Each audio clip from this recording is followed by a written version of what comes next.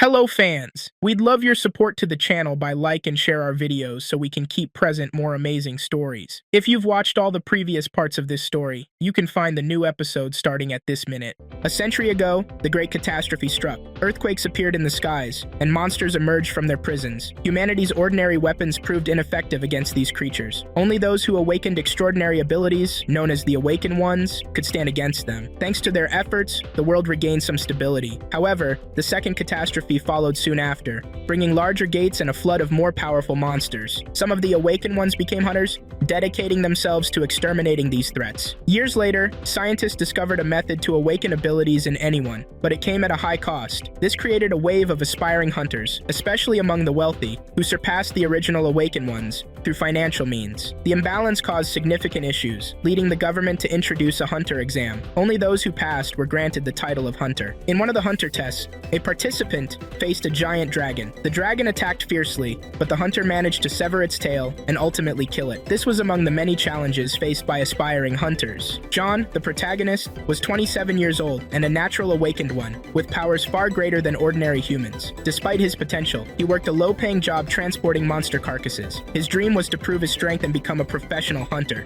He had saved 40,000 yuan, believing it was enough to enroll in a hunter academy for a year. Overjoyed with his savings, he came across an ad for a newly established academy called the Steensign. While transporting a giant monster's corpse, the chain securing it snapped, and the carcass fell on him. He woke up in the hospital with severe injuries and was informed that the surgery he needed would cost 40,000 yuan. His employer contributed 3,000 yuan, and John reluctantly used his savings to cover the remaining amount. After the accident, John received a letter from Distinguished Academy, informing him that they had heard about his misfortune and decided to grant him a free one-year membership. The letter declared him an official member of the Academy. Shortly after, a ghostly child appeared before him, introducing himself as Mentor Monitor. He explained that he would teach John how to become a professional hunter. John was asked to choose a specialization. The available categories were combat, production, medicine, mind, and art. He chose combat and expressed his interest in using a spear. The mentor advised him to attend a lecture titled An Unshakable Heart to strengthen his resolve and promised to reappear whenever John needed him. A week later,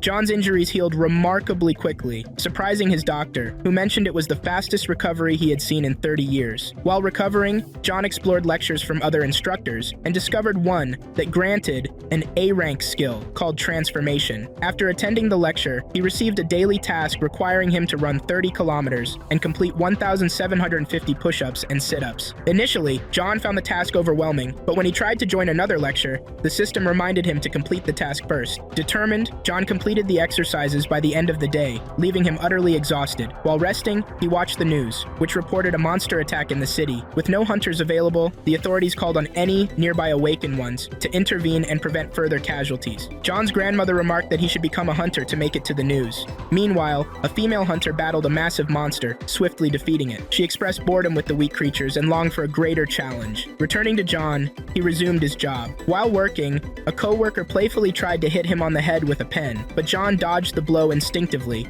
astonishing his colleague. Even John was surprised by his reflexes. Other workers noticed his newfound strength when he effortlessly lifted a monster limb weighing over 500 kilograms, a feat he couldn't perform a week ago. After finishing his work, John began his daily tasks while still on the job. A co-worker noticed and advised him to rest, pointing out how hard he'd been working all day. The female hunter observed John carrying heavy loads and asked how he managed it. The supervisor explained that John had been like this for about a week. Intrigued, the hunter commented that there was something unusual about him. John decided to use a monster's body as a weight for training. However, when he set it down, the monster suddenly began to move. It spread its wings and took flight, startling everyone. Chaos erupted as people fled in fear. The hunter watched in confusion, wondering what was happening. The monster attacked, pinning a worker under its claws. John stood frozen, unsure of what to do. Set in as he realized the monster was supposed to be dead. The injured worker yelled at John to run, but after a moment of hesitation, John decided to fight back. Grabbing a metal pipe, he fashioned it into a makeshift spear and resolved to stall the monster until professional hunters arrived. As the creature charged at him, John felt a surge of unfamiliar energy. Using a mysterious ability, he vanished from the monster's sight,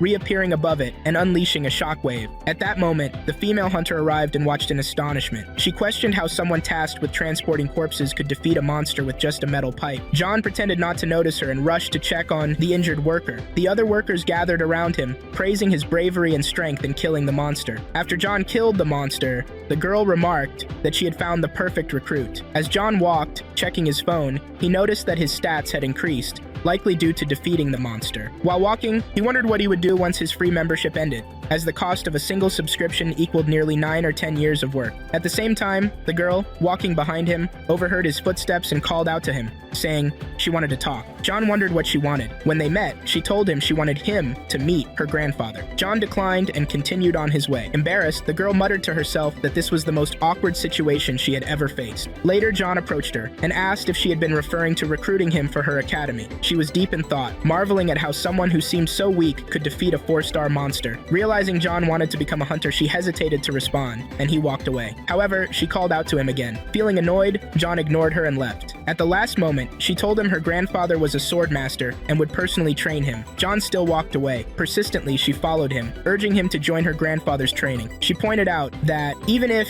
he enrolled in an online academy, he wouldn't become a real hunter, as most online academies were unreliable. John paused to consider her words. She explained that he wouldn't find a better free training opportunity. Suspicious, John asked what she wanted in return. She clarified that in exchange, he would represent their academy in competitions, which would help the academy gain recognition and attract more trainees. His affiliation with their academy would serve as effective promotion wherever he went. The offer intrigued John, and he agreed. He introduced himself, and she revealed her name was Sion. The next day, John received a call informing him that his work manager had been replaced. It turned out Sion had arranged this after discovering his workplace was affiliated with her academy. John then went to the academy, where Sion handed him an official academy license. John felt a surge of joy. Although he wasn't yet a professional hunter, he considered this step the beginning of his journey to achieving his dream. Excited, he asked Sion about how to clear a dungeon. Laughing, she told him it was too early for that and suggested he start by training to kill a single monster. She presented him with a selection of spears to choose from. When he insisted on dungeon training, she reluctantly agreed. Inside the dungeon, John encountered a rat. Curious, he asked Sion how many trainees the academy had. She replied, "Just you." Then she added, "Don't worry, think of it as private training." John killed the rat and moved further into the dungeon. Another rat appeared and attacked swiftly, but John dodged it and struck it with his spear, defeating it. John became engrossed in eliminating one rat after another, noticing his stats increasing. Eventually, he faced a group of rats, advancing to eliminate them all. When he finished, he exited the gate. Sion, observing him, was astonished at his strength, which exceeded her expectations. Despite the dungeon being a low-tier F rank, she was impressed, especially since John hadn't trained in any formal academy before. Noticing John frequently checking his phone, she asked what he was doing. After completing the dungeon, John discovered he had earned 9,500 wan,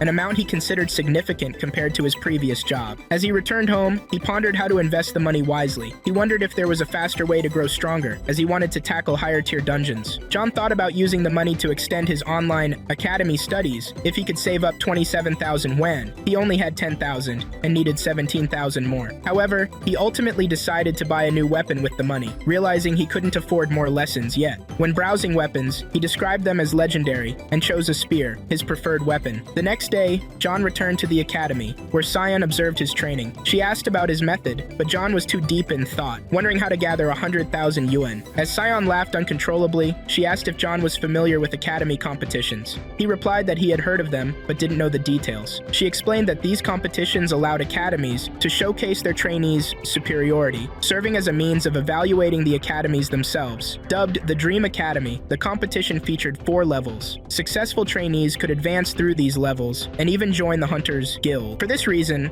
academies sent their best candidates. John asked, "Why are you telling me this? What does this have to do with me?" She explained that she wanted him to participate in these competitions. John agreed and asked, "What do participants do in these competitions?" She admitted she didn't know all the details, but mentioned that initial evaluations depended on the raids and matches trainees had previously completed. Realizing he had only cleared 1 dungeon so far, John thought it wasn't enough to outperform others, especially with his lack of experience facing other trainees. John requested a duel with Sion to assess his level. Initially hesitant, she eventually agreed after his persistence. John saw this as an excellent opportunity to measure the strength of a B-rank hunter. He grabbed his weapon and prepared to face her. She offered him the first strike, promising to respond only after his attack. John lunged at her, but she easily dodged his strike. He attempted again, but she evaded each time. When she she finally decided to counterattack, she warned that her blow would end the match. To her surprise, John managed to block her strike, albeit with difficulty. Though her attack was weak by her standards, she was astonished he had deflected it at all. She even suspected his weapon should have broken under the force. John declared that this time he would fight her seriously and wouldn't hold back like before. When he attacked again, he utilized mana along with the skills he had learned from the lectures. He managed to force her from offense into defense, an opportunity to strike. However, she retaliated, but this time John easily blocked her attack. After John's next assault, something unexpected happened, a mana explosion. His opponent looked at him in shock and muttered, "How could someone like him cause a mana explosion?" She saw that the blast had thrown John out of the arena, leaving him injured. John, catching his breath, said, "I didn't think I'd lose." She silently reflected, does he really believe he had a chance to win? Despite her doubts, she couldn't deny his rapid progress and resolved not to complain about training with him. John asked her, "Do you have anything to do until the competition begins?" She replied, "No." He then said, "I want more combat training with you because it's helping me improve quickly." She agreed readily, saying she'd do whatever he wanted. She added, "If you win, I'll give you all the prize money from the competition." Surprised, John asked, "There's prize money?" She confirmed, "Yes, but you'll need to win the tournament." Curious, John asked about the prize amount, and she replied, $100,000, I think. John thought of the spear he had always wanted to buy but couldn't afford due to its steep cost of $100,000. "Why are you doing this?" she asked. John replied, "The $100,000 are slipping through my fingers." Determined, John spent the next 2 weeks training intensively. On the day of the competition, a newcomer arrived at the arena and asked a guard for directions to the waiting room. Upon entering, he was stunned to see the room filled with powerful hunters, leaving him frozen with nerves. He noticed their top-tier equipment, but then saw John carrying an ordinary weapon. The newcomer wondered, who is this lunatic showing up with such a cheap weapon? John noticed the newcomer staring at him and assumed the boy was forced to participate due to his frail appearance. Ironically, the boy thought the same about John. Observing how often John checked his phone, the boy guessed he felt out of place and was pretending to be busy, just as people often do when visiting unfamiliar places. This boy had come alone to compete. The boy approached John and said, "Hello, fellow competitor whose name I don't know yet." John greeted him warmly, asking, "You're here for the tournament too, right?" The boy, introducing himself as Lee, replied, "Yes, I am." The two witnessed a heated argument between competitors. One, named Gang, who was thought to be the strongest contender, was hurling insults at another participant named Atrimlin. Lee explained to John that Atrimlin came from a prestigious academy known for producing powerful fighters and was the favorite to win. Gang continued shouting until another competitor, Jin Hao, calmly said, "You're not the only one in the waiting room." Jin Hao's single remark silenced everyone. As the participants discussed the legendary swordmaster and speculated about the strength of the trainee he had trained, who was none other than John, John remained oblivious to the attention he was receiving. The loudspeaker announced the start of the first match in the maze. John reminded himself of everything Sion had taught him, taking a deep breath and focusing on the $100,000 prize, which he was determined to win. The first challenge was a maze race. John thought to himself, a maze? The rules stated that competitors couldn't harm or attack each other, but the maze was filled with monsters. Participants began slaying monsters, drawing cheers from the audience. Xion noticed one competitor and commented, "How can a trainee perform such moves?" She was referring to Jin Hao, who had silenced everyone in the waiting room. John attempted to climb the walls but failed. Realizing he had to navigate the maze the normal way, he wandered aimlessly, only to find himself back at the starting point. Determined, he walked further and reached a three-way intersection. He decided to place his hand on one wall and follow it, but it led nowhere. Eventually, he discovered a skill called Sixth Sense and decided to rely on it. He sensed a direction leading to the exit and thought, "Let's see where this takes me." The loudspeaker announced that John was following the path indicated by his sixth sense. He noticed he hadn't encountered any monsters yet. Meanwhile, Lee, walking behind him, saw John talking to himself and decided to approach him. "Why are you so confident? A monster could show up at any moment," Lee said. John replied that he was simply following his instincts. Lee, skeptical, asked, "Are you crazy? Just walking like that?" He then suggested he knew the way out of the maze and that John should follow him. John insisted on relying on his sixth sense. "Why are you following me?" "Anyway," John asked. Lee explained, "Because we're in the same boat. I'm the only participant from my guild, and you're the only one from yours." John realized, "Oh, so that's why you talked to me in the waiting room." Lee proposed they team up, arguing that together they'd be stronger. John hesitated, wondering, am I really that weak? But Lee clung to him, pleading to join forces. Reluctantly, John agreed, remembering his own lonely past when Lee mentioned his deceased parents and his responsibility to care for his younger sister. They continued walking together until they reached a dead end. Lee mockingly said, "See where your sixth sense got us?" But John pushed the wall, revealing it to be the maze's exit. The loudspeaker announced that someone had won, shocking the audience, who wondered who this unknown person was. Sion was stunned that John had exited the maze first. Jinhao approached John, scrutinizing him curiously. John, puzzled, wondered why Jinhao was staring. Meanwhile, Jinhao appeared irritated. Other participants dismissed John as merely lucky. An official arrived to announce the next event, a one-on-one match. They explained that while competitors couldn't enhance their weapons with mana, body enhancements using mana were allowed. Out of 32 participants, one immediately withdrew, leaving 31. Overjoyed, John exclaimed, "Thank goodness, one less to worry about," not realizing he wasn't counting himself. Meanwhile, Sion overheard men arguing about betting on competitors. Their disappointment grew as their chosen contender had already lost. A man placed $1 million bet on John, shocking everyone, as they couldn't believe someone would wager such a large sum on a beginner. Sion watched in disbelief, wondering who John truly was. Meanwhile, more participants withdrew from the competition, leaving only 5 competitors: John, Lee, Junhwan, and 2 others. John, unaware of the withdrawals, asked why so many were leaving. It was explained that this was common in one-on-one tournaments, where only the strongest survived and most avoided injury. In the first round, John was paired against Jang, a much stronger fighter wielding a giant axe. John wondered if winning the second round would secure him the first place, even if he lost later. Noticing Lee trembling, John asked why he was so scared. Lee replied nervously that his match against Junhwan would begin soon. John encouraged him, saying that losing was better than giving up entirely, but Lee was already contemplating withdrawal. A tournament official called John and Jang to prepare for their match. As John stepped into the arena, he muttered, "Wait for me, $100,000, knowing the upcoming battles would be televised. The announcer introduced them, saying, "John, the record setter of the maze, will face Jang, the giant axe fighter." Jang taunted John, claiming his luck had run out. The match began, and Jang attacked ferociously. Lee, still watching, wondered if John could withstand the onslaught. Junhwan, observing from a distance, debated whether he should withdraw before it was too late. A resounding victory bell marked the end of the match. Spectators assumed it was Jang's win, given the apparent disparity in their strengths. Lee felt sure John had lost, but the announcer stunned everyone by declaring John the winner. Lee was in disbelief, unable to fathom how Jang had been defeated. The replay revealed Jang's aggressive attacks, which John skillfully evaded. When Jang infused his body with mana for a final assault, John countered with precision, disarming Jang and leaving him defenseless. Realizing he couldn't continue without a weapon, Jang surrendered. Lee approached John afterward, admitting he had underestimated him and apologizing for his earlier remarks about him being weak. At that moment, an official informed them that the next match would pit Lee against Junhwan. Junhwan mocked Lee on his way out. John encouraged Lee, expressing a sense of camaraderie, and said he wanted to see him in the finals. Lee opened up about his insecurities, explaining that he lacked talent but wanted to prove his strength to his younger sister. Inspired by John's words, Lee decided to face Junhwan. In the arena, the announcer introduced Lee dismissively, calling him weak, while praising Junhwan as a dominant competitor. The fight was likened to a mouse facing a lion. The referee reiterated the rules: no mana usage and no killing. Junhwan ridiculed Lee,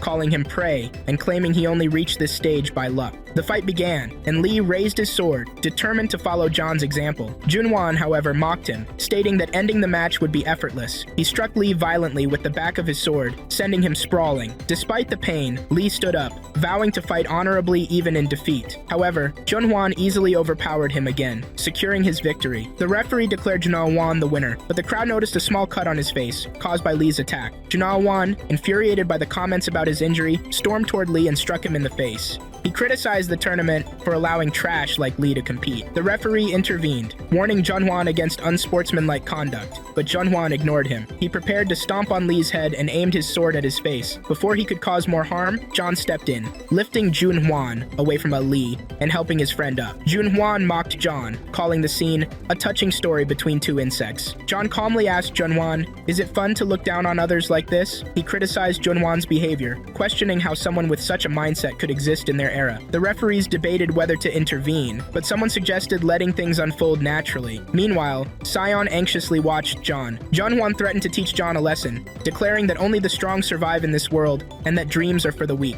John responded that he had lived by those rules for years, working tirelessly to become a hunter despite constant self-doubt. Against all odds, he had achieved his dream and become a professional hunter. John called for medics to assist Lee before turning to face Junhwan with his spear. Junhwan, ignoring the rules, attacked John. Though wounded multiple times, John countered skillfully, leaving Junhwan stunned by his resilience. John realized why so many competitors had withdrawn: Junhwan's overwhelming strength. Summoning his determination, John delivered a powerful strike to Junhwan's abdomen, sending him flying. The referee ordered the fight to stop, but Junhwan prepared for another attack. Charging his body and sword with mana, he unleashed his Hala blade, threatening to end John once and for all. John considered retreating but remembered his past struggles and the encouragement he had received. Recalling a story of a miraculous victory, John decided to confront Junhwan head-on. Using a technique he had barely mastered, Mountain Shift, John infused his spear with mana and launched a decisive attack. To everyone's astonishment, John defeated Junhwan with a single blow. The announcer declared John the winner and the crowd erupted in cheers. John stood victorious, earning both the championship title and the $100,000 prize. Shortly after John's victory,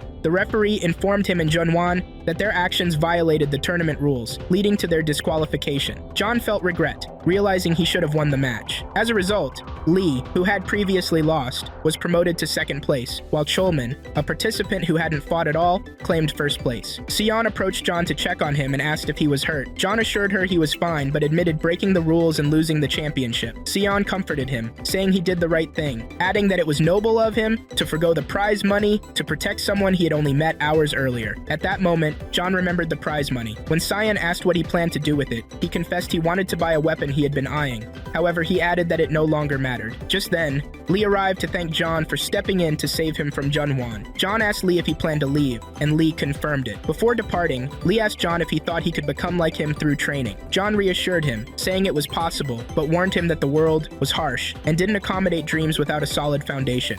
He encouraged Lee to find something he excelled at rather than solely focusing on becoming a hunter. Though saddened, Lee responded that he was still young and had time to pursue a new dream. Before leaving, Lee thanked John again for saving him. John urged him not to let anyone discourage him, reminding him that no one, not even John, had the right to tell him he couldn't achieve his goals. As John and Sion walked together, she teased him, saying he now had a fan. John replied that Lee wasn't just a fan but a student. Sion then remembered she had planned to invite Lee to join her academy since she needed more trainees, but Lee had already left.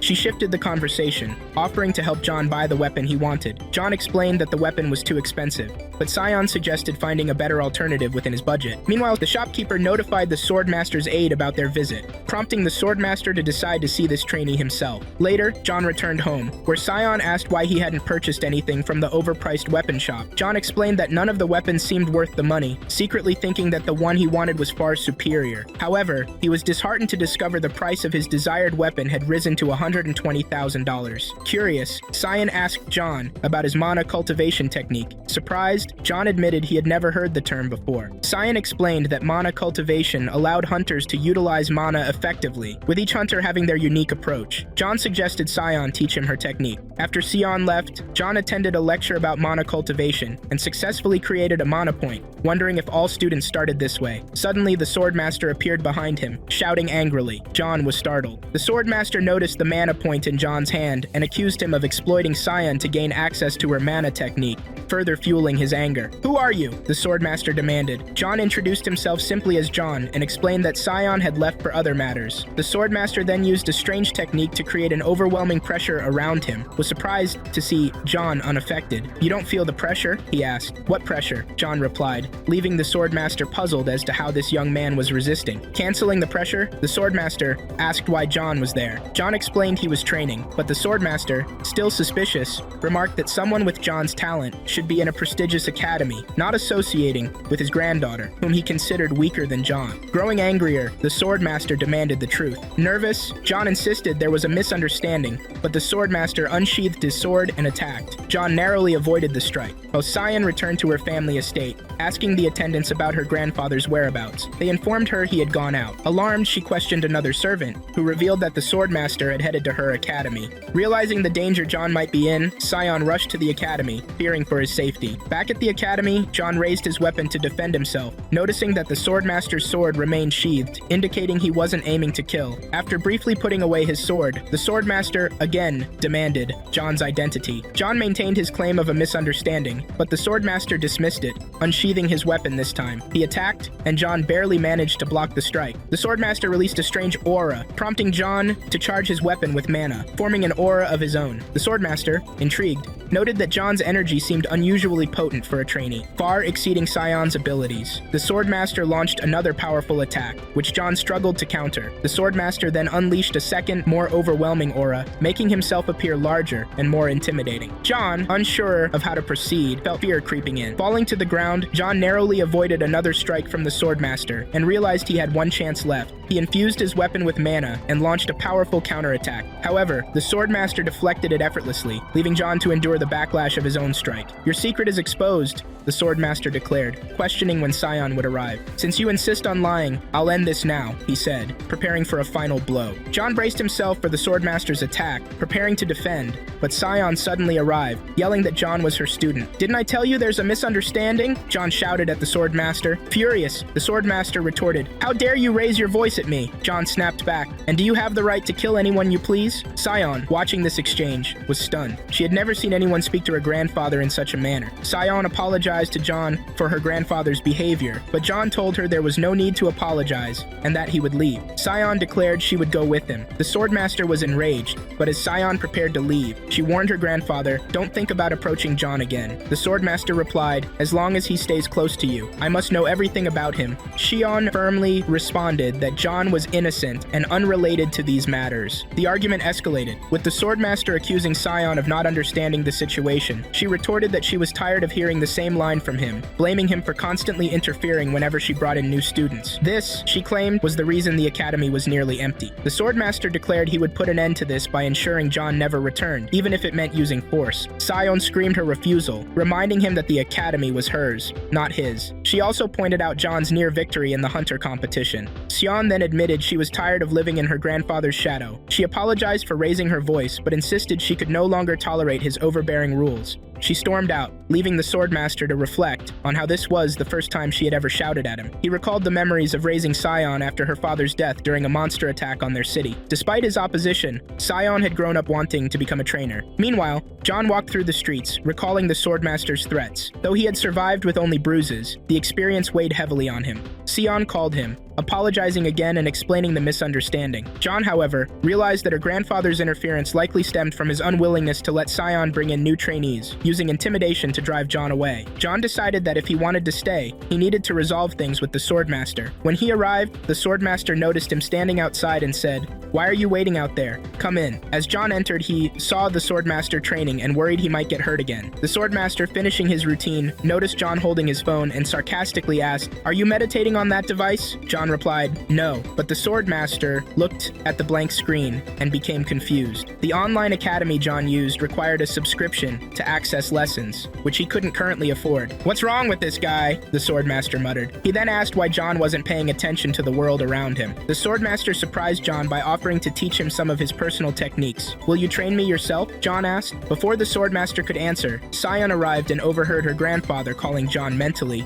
unstable. She immediately defended John, saying, "Stop bullying him." The Swordmaster retorted, "Come here and see for yourself. He's been staring at his phone since he arrived." Sion secretly agreed that John's behavior was odd, but dismissed it outwardly. Sion approached John and said, "Let's go." Ignoring this, the Swordmaster fumed. "How dare you disregard me?" Before the tension could escalate, one of the guards entered with urgent news. "A researcher has come and wishes to speak with you," the guard said. The Swordmaster asked what the researcher wanted, but the guard admitted he didn't know. The Swordmaster instructed him to allow the visitor in if it was important. The guard revealed that the researcher, named Kalia, wanted to meet not just the Swordmaster, but also John. Shocked, John exclaimed, "Me?" The Swordmaster demanded, "How does this person know you?" John insisted he didn't know Kalia. Sion chimed in, recalling seeing a mysterious figure during the hunter competition who had placed a large bet on John winning. That person didn't know John's abilities, she explained, since it was his first competition. The Swordmaster, still skeptical, pressed John further, but John shrugged. "If you want answers, go ask them yourself." The guard added that Kalia was part of the Seekers of Truth, a group of elite researchers treated like heads of state due to their importance. The situation became even more puzzling when the guard revealed that Kalia prioritized meeting John over the Swordmaster. John was stunned when the guard mentioned Kalia's offer of $100,000 for John's attendance. "Why would this person pay me just to meet them?" John wondered wondered aloud. They all proceeded to meet Kalia. Upon arrival, one of the attendants addressed John directly, ignoring the Swordmaster entirely. "You must be Mr. John, correct?" the attendant asked. John confirmed, and the group was led to Kalia's private room. The attendant informed them Kalia would arrive in 10 minutes. Curious, John asked the Swordmaster if he had met Kalia before. The Swordmaster replied, "This is our first meeting." John, surprised, questioned further, "You've never met this person before?" The Swordmaster clarified that Kalia had made contact several times, but had never appeared in person until now. John began to suspect the Swordmaster's reputation might be exaggerated. When Kalia arrived, they introduced themselves to the group. To everyone's surprise, Kalia was a woman, contrary to John's assumptions. She turned to John and said,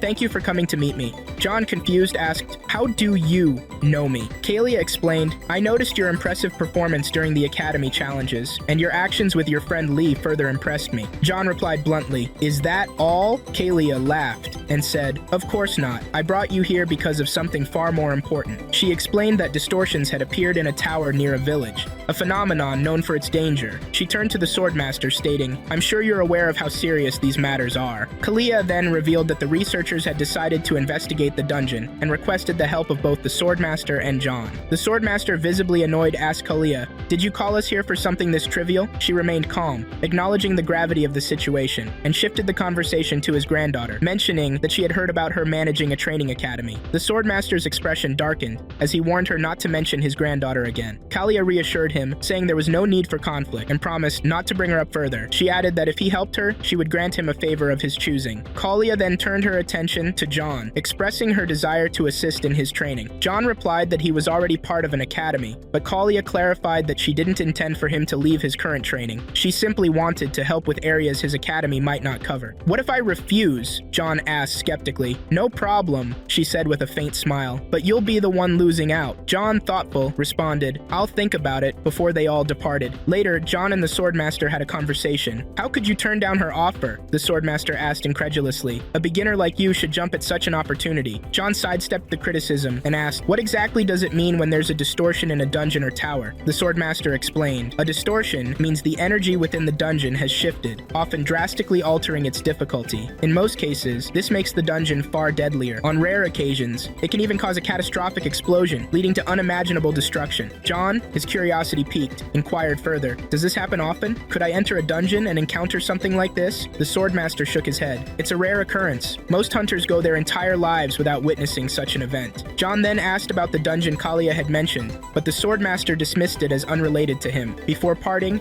the Swordmaster urged John to protect Sion, given the amount of time they spent together. John, surprised, remarked, "Weren't you telling me to leave just 2 days ago?" The Swordmaster, visibly flustered, "Or are you planning to hit me again?" With that, he walked off. When John returned to the academy, he found Sion waiting for him. Upon seeing him, she immediately asked about her grandfather. John told her he had visited and left. Sion then asked if he needed money, prompting a laugh from John. "What makes you think that?" he asked. She replied, "Because you're always talking about money. Can you go a day without mentioning it?" John shrugged. "All right, yes, I do need money, but it's not my biggest issue right now." Sion grinned and revealed a surprise, an upcoming competition called the Dungeon Contest, with a grand prize of $300,000. John's eyes widened as he asked about the nature of the contest. Sion explained, "It's a race to clear dungeons that haven't been defeated. These are low-tier dungeons that were originally ignored by elite hunters. Over time, however, the monsters inside have grown stronger. While most are still weak, a few have evolved into formidable threats. That's why the contest has such a massive reward." Excited, John expressed his desire to participate, and Sion assured him she would register him immediately. Curious about the contest's mechanics, John asked, "How does it work?" Sion explained, "The contest lasts a week. At the start, the government sends participants the locations of various dungeons. Participants can reserve a dungeon, but they must clear it before reserving another. It's all about speed." John nodded. "So, speed is the key," he mused. A few days passed, and the competition began. Sion asked John if he had installed the contest app, and he confirmed that everything was ready. He mentioned that he had hired an assistant the day before, but hadn't seen him yet. "Maybe he got lost or something," John joked. Soon after, the assistant arrived. "I thought you'd be late," he teased, "but I'm glad you're early." The assistant turned out to be someone John had worked with previously and had specifically requested for the competition. Together, they quickly got to work. As the competition kicked off, John told Sion, "Step aside so you don't slow us down." His assistant, Manchon, climbed into a truck to follow John and collect monster carcasses. "The winner of this contest," Manchon explained, "is the one who clears the most dungeons. In other words, speed is everything." They opened the app to reserve their first dungeon, and John dashed off at full speed. Upon reaching the site, Sion was already waiting there. John entered the dungeon while the others stayed outside. To their shock, John emerged 5 minutes later, announcing he had cleared it. Both Sion and Manchon were speechless, expecting it to take at least an hour. Doubting him, Sion entered the dungeon herself and found it completely cleared of monsters. As they began collecting the monster corpses, Sion asked, "Are you seriously gathering all of them?" John replied, "What's the problem?" Sion warned, "At this rate, you'll lose time." Ignoring her, they worked quickly, neatly organizing the remains. Once finished, they moved on to the next dungeon, confident they could maintain their lead while profiting from the monster carcasses. At the next site, John encountered skeletal monsters. Drawing his weapon, he quickly dispatched them all and collected their remains. By the time they left, Manchon couldn't believe how efficiently they had cleared the dungeon. The contest administrators monitored the participants' progress, noting that the second-place competitor had cleared 16 dungeons. Curious if anyone had surpassed this, they checked the records and found John in first place, with an astounding 32 cleared dungeons. They initially suspected foul play, but confirmed that John's path between the dungeons was legitimate. To their astonishment, he was clearing each dungeon in just 10 minutes. Meanwhile, a competitor in second place was confident about her performance until her manager informed her that John had completed twice as many dungeons as she had. Frustrated, she questioned how he could achieve such results, especially given the time required to travel between dungeons. Her manager speculated that John might have help and assured her he would handle the matter. As for John, celebrated their day's haul. "How much did we make today?" John asked. Manchon estimated around $8,000, meaning they would split $4,000 each. Feeling generous, Manchon insisted on taking only 30%, saying John deserved more. They settled on $2,500 for Manchon. The next day, they repeated their strategy, with John clearing an incredible 41 dungeons, bringing his total to 73. While discussing their progress, Manchon noticed something unusual and urged John to check the app. To their surprise, they found that every single dungeon had been reserved. But when John and his team noticed that all the dungeons were strangely booked, they said it seemed suspicious, as if everyone had conspired against them. They decided to wait for another dungeon to open up, but the same pattern continued with the next dungeons. John said that the competitors were exaggerating their actions. Sio commented that she would protest this situation, believing that the girl in second place was the one orchestrating this manipulation, especially since her father was famous and owned a large academy that could pay any amount to boost its reputation. John stated that if things continued this way, they would lose and end up in second place. Then we see a group of competitors and the academy director, who was instructing them, saying, "Whenever John books a dungeon, immediately book the nearby dungeons." He reassured the team that they were closely monitoring the screens and that John wouldn't be able to book more than one dungeon a day. When John booked, the director ordered the team to quickly book all the surrounding dungeons. One of them noticed that the dungeons they booked were close to Sio's dungeons, meaning they would also prevent her from booking, so they decided to cancel her booking after she finished her current dungeon. They remembered that it takes 10 hours to cancel any booking. At the same time, Sio was fighting monsters in another dungeon, and when she finished the task, she told her driver to take her quickly to the next dungeon. The driver was surprised by how quickly she finished, as it only took her 50 minutes, but Sio mentioned that John was finishing them in 10 minutes and ordered him to hurry. The driver informed her that all the dungeons were booked.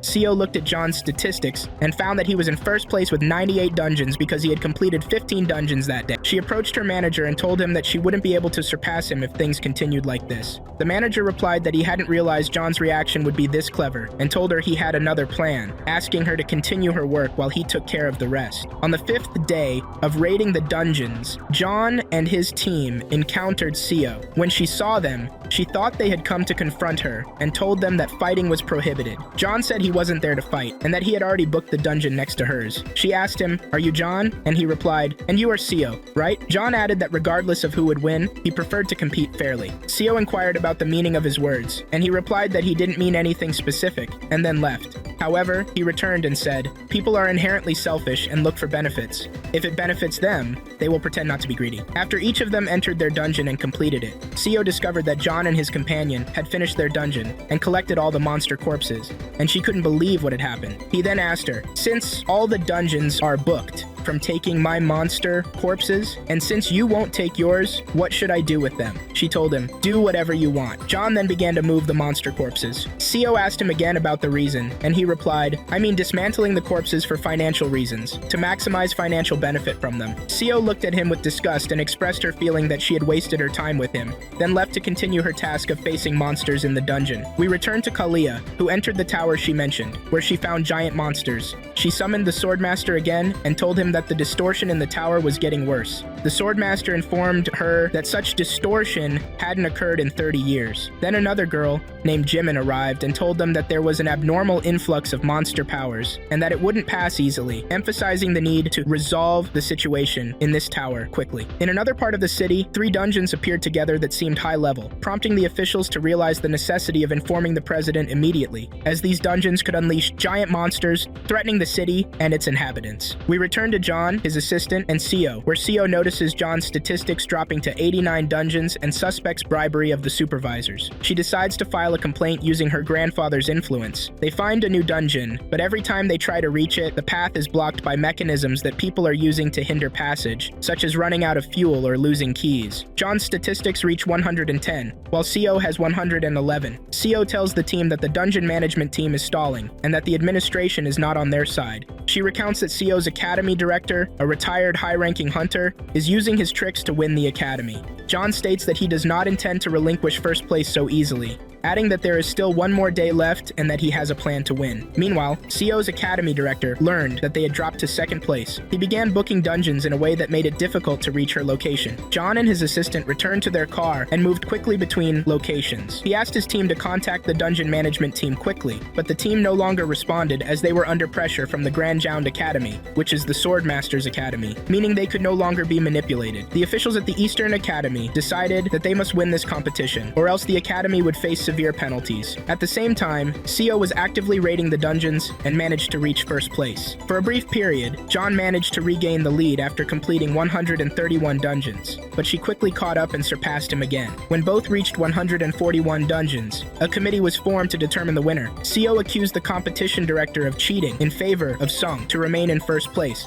but the Eastern Academy director protested these claims, considering them unfounded. However, there was no strong evidence of cheating. The competition director proposed an idea to announce the winner, a final match between the competitors in first place, John and Seong, supervised by the dungeon management team leader. The winner would be the one who chooses a dungeon from 3 and completes it before the other. John expressed concern about the shape of the dungeons that didn't seem normal, but Sung didn't care. John chose the dungeon on the right, believing it looked normal, while Sung chose the dungeon on the left. When John entered the dungeon, he was surprised by a giant monster, realizing he might have chosen the wrong door. The monster attempted to attack John, but he quickly dodged the blow and managed to injure the monster before it could harm him, then exited the dungeon to inform the judges of what had happened. John said he dealt with the monster himself, but he wasn't sure if it was dead, and he pointed out that the judges could check the dungeon to confirm. The judge told him that the match couldn't be cancelled, and if Seong completed her task and exited, she would be the winner. In the dungeon that Shung chose, she was shocked by the absence of monsters and the presence of a giant goat, and she couldn't detect any threat. At the same time,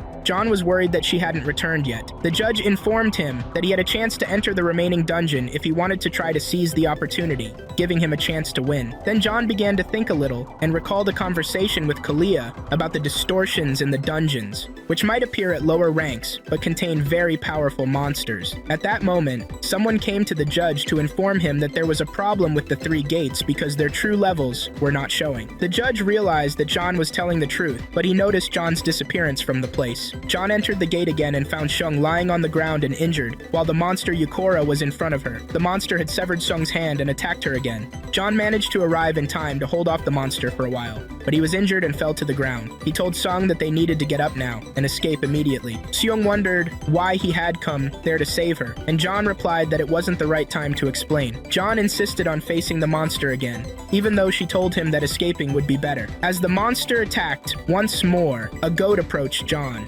prompting him to remember the training he had received and try to gather his strength. A strange electric circle appeared around him, forming an aura around him and his weapon, and he delivered a powerful blow to the monster, splitting it in half. He carried Shung and they both exited the dungeon. The news spread throughout the city, and it appeared in the news that a rookie had managed to eliminate a 6-star monster. People couldn't believe that John had defeated the Nikora, which made the Dream Academy gain widespread fame. Kalia told everyone that she understood the reason behind the distortion incident in the village and the gates. The news even reached the Swordmaster, and his other granddaughter commented that the student who cleared the distorted dungeon belonged to Sung Academy. The Swordmaster remarked that he hadn't expected the fool his granddaughter trained to clear a level 6 dungeon. In the hospital, John was shouting and demanding his share of the prize money, which was $300,000. He was shocked to learn that Sung would share the prize with him because she had exited the gate with him, meaning they both received the same result. Seo and the person who had worked with John before arrived at the hospital and saw John shouting. Seo asked what was wrong, and the man replied that it was about the competition and the prize money, as half of the prize would go to Seung. The man told Seo that Seung had confessed to the cheating she had practiced in previous competitions and revealed all the actions as taken by the academy director, who turned out to be her father. John commented, "Seung really did that." Seo informed John that the government would grant him an additional $100,000 as a reward for defeating the 6-star monster, in addition to his original prize. John was surprised and said that this meant he would receive $400,000 if Seung returned his money. But Seo told him better news. The Dream Academy had advanced to the 3rd stage of the competition, meaning they could now enter 4-star dungeons. Seo thanked John and told him he was the reason for everything that happened after God. John invited everyone to dinner, and they chose sushi. After dinner, John entered the weapon shop to buy the weapon he had wanted for a long time, which had increased in price from $100,000 to $120,000. While browsing the weapons, he saw many beautiful weapons, and wandered around looking at the various weapons until he found an armor called X Armor, but he didn't buy anything yet. Then he found a bag known as the Cap Sass Bag, which allowed him to store anything inside it, including the monsters he killed, without feeling their weight. The bag was priced at $100,000, and he had to choose between it and the weapon. He finally decided that the bag would help him more,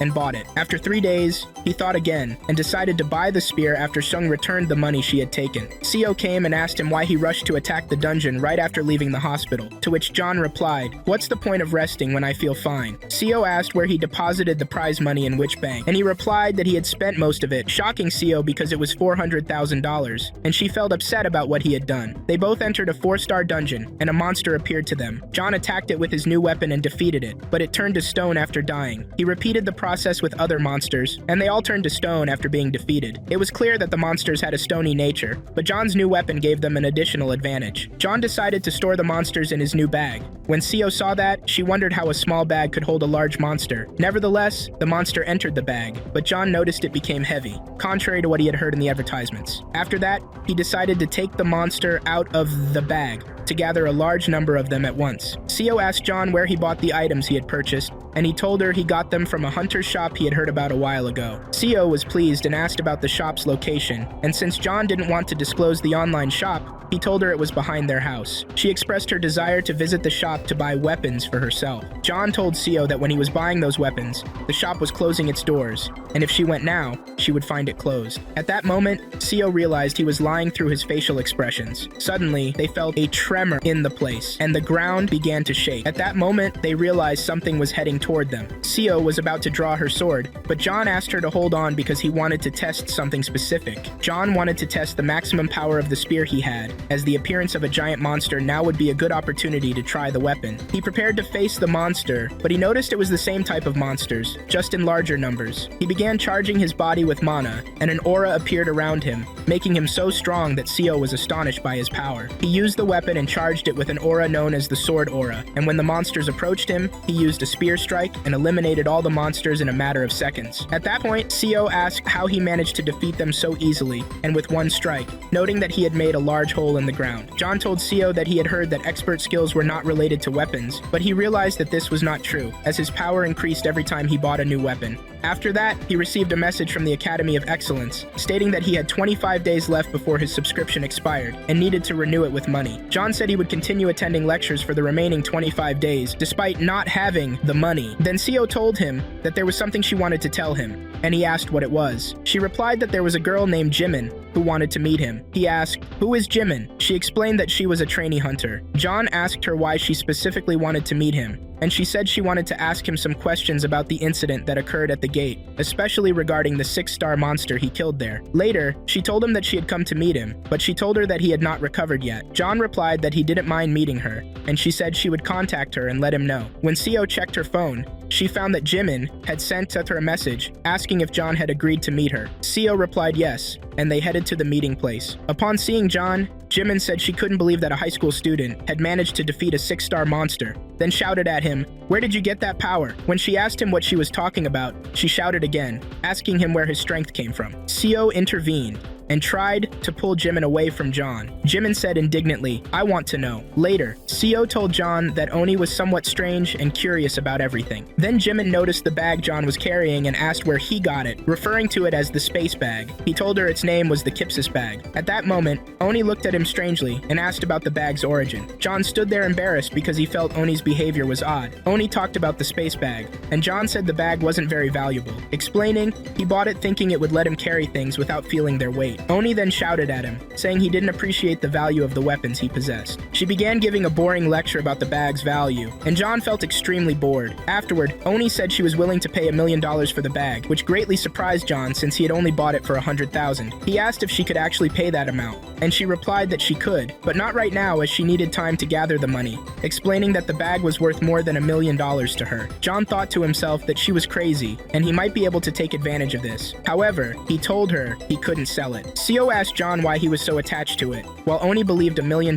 was enough for the bag. John gave the bag to Oni to try it, and she was very happy, but when she tried it, she was shocked, and the bag fell to the ground. He told her, "As you can see, no one but me can use the bag." He thought to himself that it was made specifically for him because of his enrollment in the elite academy, and if given to someone else, it wouldn't work as effectively. Oni looked at him strangely again and asked about the bag's source, offering him $1 million if he told her about the store where he bought it. John gave the same answer he gave Seo, saying the store was behind his house and that the owner had closed it and wouldn't open any other stores. Then Oni asked for the name of the person who sold him the items, saying she would look for him. John thought briefly and told himself that if someone took the bag, they would get shocked. But if he gave it to someone else, why not benefit from it? He considered giving it to Oni and taking the $1 million, but changed his mind at the last moment. He told Oni that if she could arrange the $1 million, he would help her search for the man who sold him the items. After that, and told him she wanted to know exactly what happened that day. The three gathered, and John began recounting what happened, explaining that the engineer's energy measuring device didn't work, and she asked him how he defeated the 6-star monster. John answered that he defeated the monster by luck. She replied, "How can you defeat such a monster by luck? It's impossible for it to be just luck." John tried to evade the question, but she insisted on knowing more details. He gave some casual answers, but she connected his story with the bag he possessed and the 6-star monster he killed. She commented, "Yo, you must be a genius scientist," but he replied that he was just an ordinary person. Then she said, "You must have made this bag yourself. That's why you won't tell us about the store." Then she stood to leave, and Seo tried to convince her to stay for food, but she declined, saying she was busy. After she left, Oni decided to search for the store where John bought these items, convinced it still existed. Then Seo said to John, "Looks like we'll be eating food for 3. John remembered that his lectures would end in 25 days, so he decided to attend as many as possible and continue with daily exercises. He thought about needing to buy another permit because the academy provided valuable benefits. He realized he needed to find a way to earn money to cover training costs. He went to Seo and said, "I want to ask you something." She responded, "What do you want to ask?" He said, "If new students join the academy, can I train them? But I'll need someone with me, and we'll need warmth for them. That's why I need to enter a dungeon now." Seo got angry and replied, "Are you trying to be clever with me? There are many problems now that we need to solve first." Then she added, "Wait a minute, why do you need me if you can enter dungeons alone?" He said, "I'm wondering if I can enter them to earn money." She replied, "There's nothing like that." He said, "First, and answer me." Seo answered, "There's a dungeon that will be available in the next 20 days. Wait, this is the mock exam that will be held in Intermills." John asked her, "What's the mock exam?" She explained, "As the name suggests, it's not a real test. There's an annual professional test, and if you fail it, you'll need to wait until next year. That's why Hunter Academies prepare their students beforehand through mock tests that simulate the real ones, but they're not real. The tests will be held in Intermills, and the prize is a free scholarship." John said he would wait for the next 20 days, because there wasn't any good event currently. Meanwhile,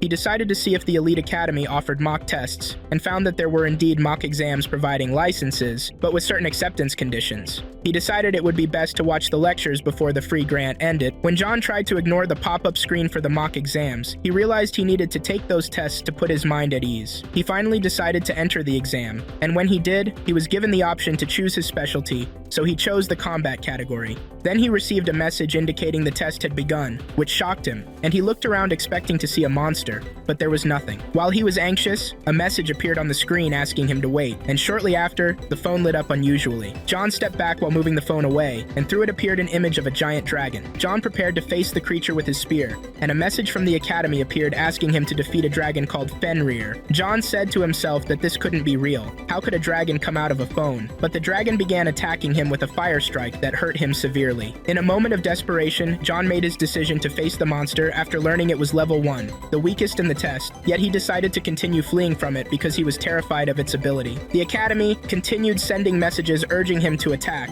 but after several failed attempts, John decided to watch a lecture about facing that monster. During the lecture, the instructor said that the problem first-level students face in the mock test involves a dragon known as the Dragon of Destruction, and indicated that the dragon isn't as difficult as it seems to them if they understand how to face it. You can defeat the dragon by avoiding its fire breath to exploit the period it needs to regain its attack ability. John decided to try the tips and successfully avoided the dragon's strikes. He then realized that the dragon would not be able to attack again immediately, making it the perfect time for him to strike. Although he succeeded initially, he decided to try again after attending more lectures. In the next attempt, he used a clever trick by throwing a fake gold coin to distract the dragon. However, unfortunately, the dragon realized the trick and attacked him with fire again, causing him to fail the test. John then faced the dragon in a new confrontation. This time, he managed to avoid some of its strikes, but failed to dodge the dragon's fiery breath. He approached the dragon again and threw the fake gold coin, which distracted the dragon once more. However, the dragon later realized the coin was fake, which made it even angrier. John told himself this was his chance to attack, and continued throwing gold coins to distract it. He climbed onto the dragon's back and charged his weapon with mana to strike the dragon with all his might. Although he thought he had succeeded,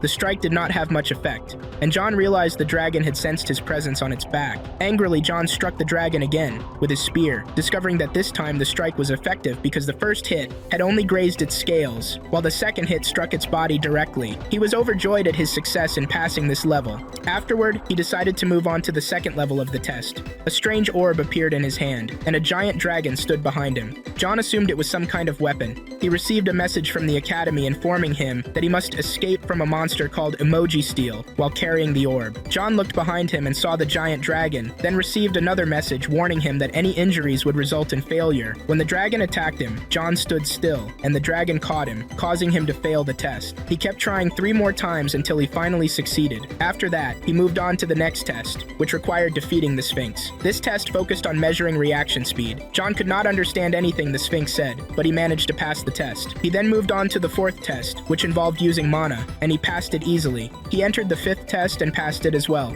Afterward, he sat waiting for any signal or reward for his achievements. At that moment, Seo saw him and asked if something was wrong. He replied, "No, nothing." Seo noticed a change in his demeanor recently and pointed out that something strange had been happening over the past 2 days. 3 days later, John had not received any additional messages about the tests and said to himself, "There are definitely no rewards." He then remembered that he only had 5 days left before his free academy scholarship ended, so he decided to attend more lectures. Before he could start listening, the child known as Mentor Minonor appeared and told him that the free scholarship had ended. He asked John about the progress he had made during this period. John asked Minonor why he had disappeared recently. At that moment, Seo arrived. Minonor hid behind John's back and told her he was just tired and talking to himself. Then he quickly took Minonor and left for a distant place to talk. Minonor took John's phone to check his progress and was extremely surprised. John asked him if there was a technical error in Minonor himself and whether there was a problem. Minonor replied that something was unusual, as the record showed that John was attending 4 lectures simultaneously. John responded that he was indeed doing that. Minonor told him this was impossible for someone at his level, as he could only attend 1 lecture at a time. John then told him that he had passed 5 levels in the virtual test and asked if there was a reward for that.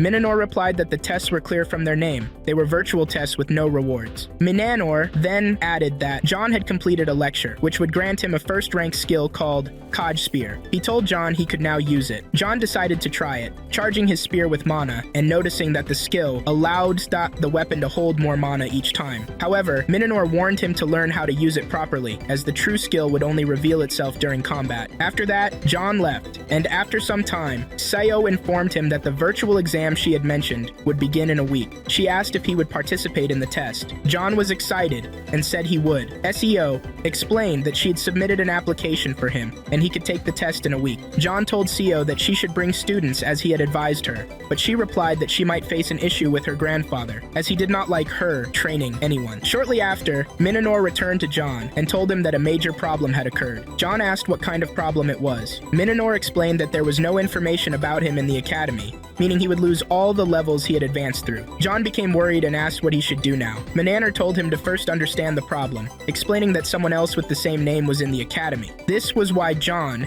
had been able to attend lectures, as the free opportunity was only for 25 days, but he had benefited from it for a year. John said this was a system error, and Minonor agreed, noting that this had happened not only to him, but to many others. Minonor informed him that he would not be expelled, but would need to pay the annual subscription fee. During this period, he would not be able to attend lectures or acquire new skills unless he paid the fee. However, Manhwa warned him that the person who caused this issue might have done so intentionally, and if that were the case, it could lead to a significant problem. John asked what kind of problem it might be. Manhwa replied that he did not know yet, but there were several possibilities depending on whether the act was deliberate, as he had mentioned. Minonor told John that due to the issue, he had been granted a 2-day bonus, during which he could attend any lectures and gain experience from the academy. John was astonished and overjoyed, deciding to take advantage of the opportunity. Manhwa then explained the academy's levels to him. John had thought he was at a high level, but Manhwa clarified that the academy had 4 levels: the inner level, the current level, the intermediate level, and the advanced level. John was at the inner level, the lowest one. John asked, "If I reach the advanced level,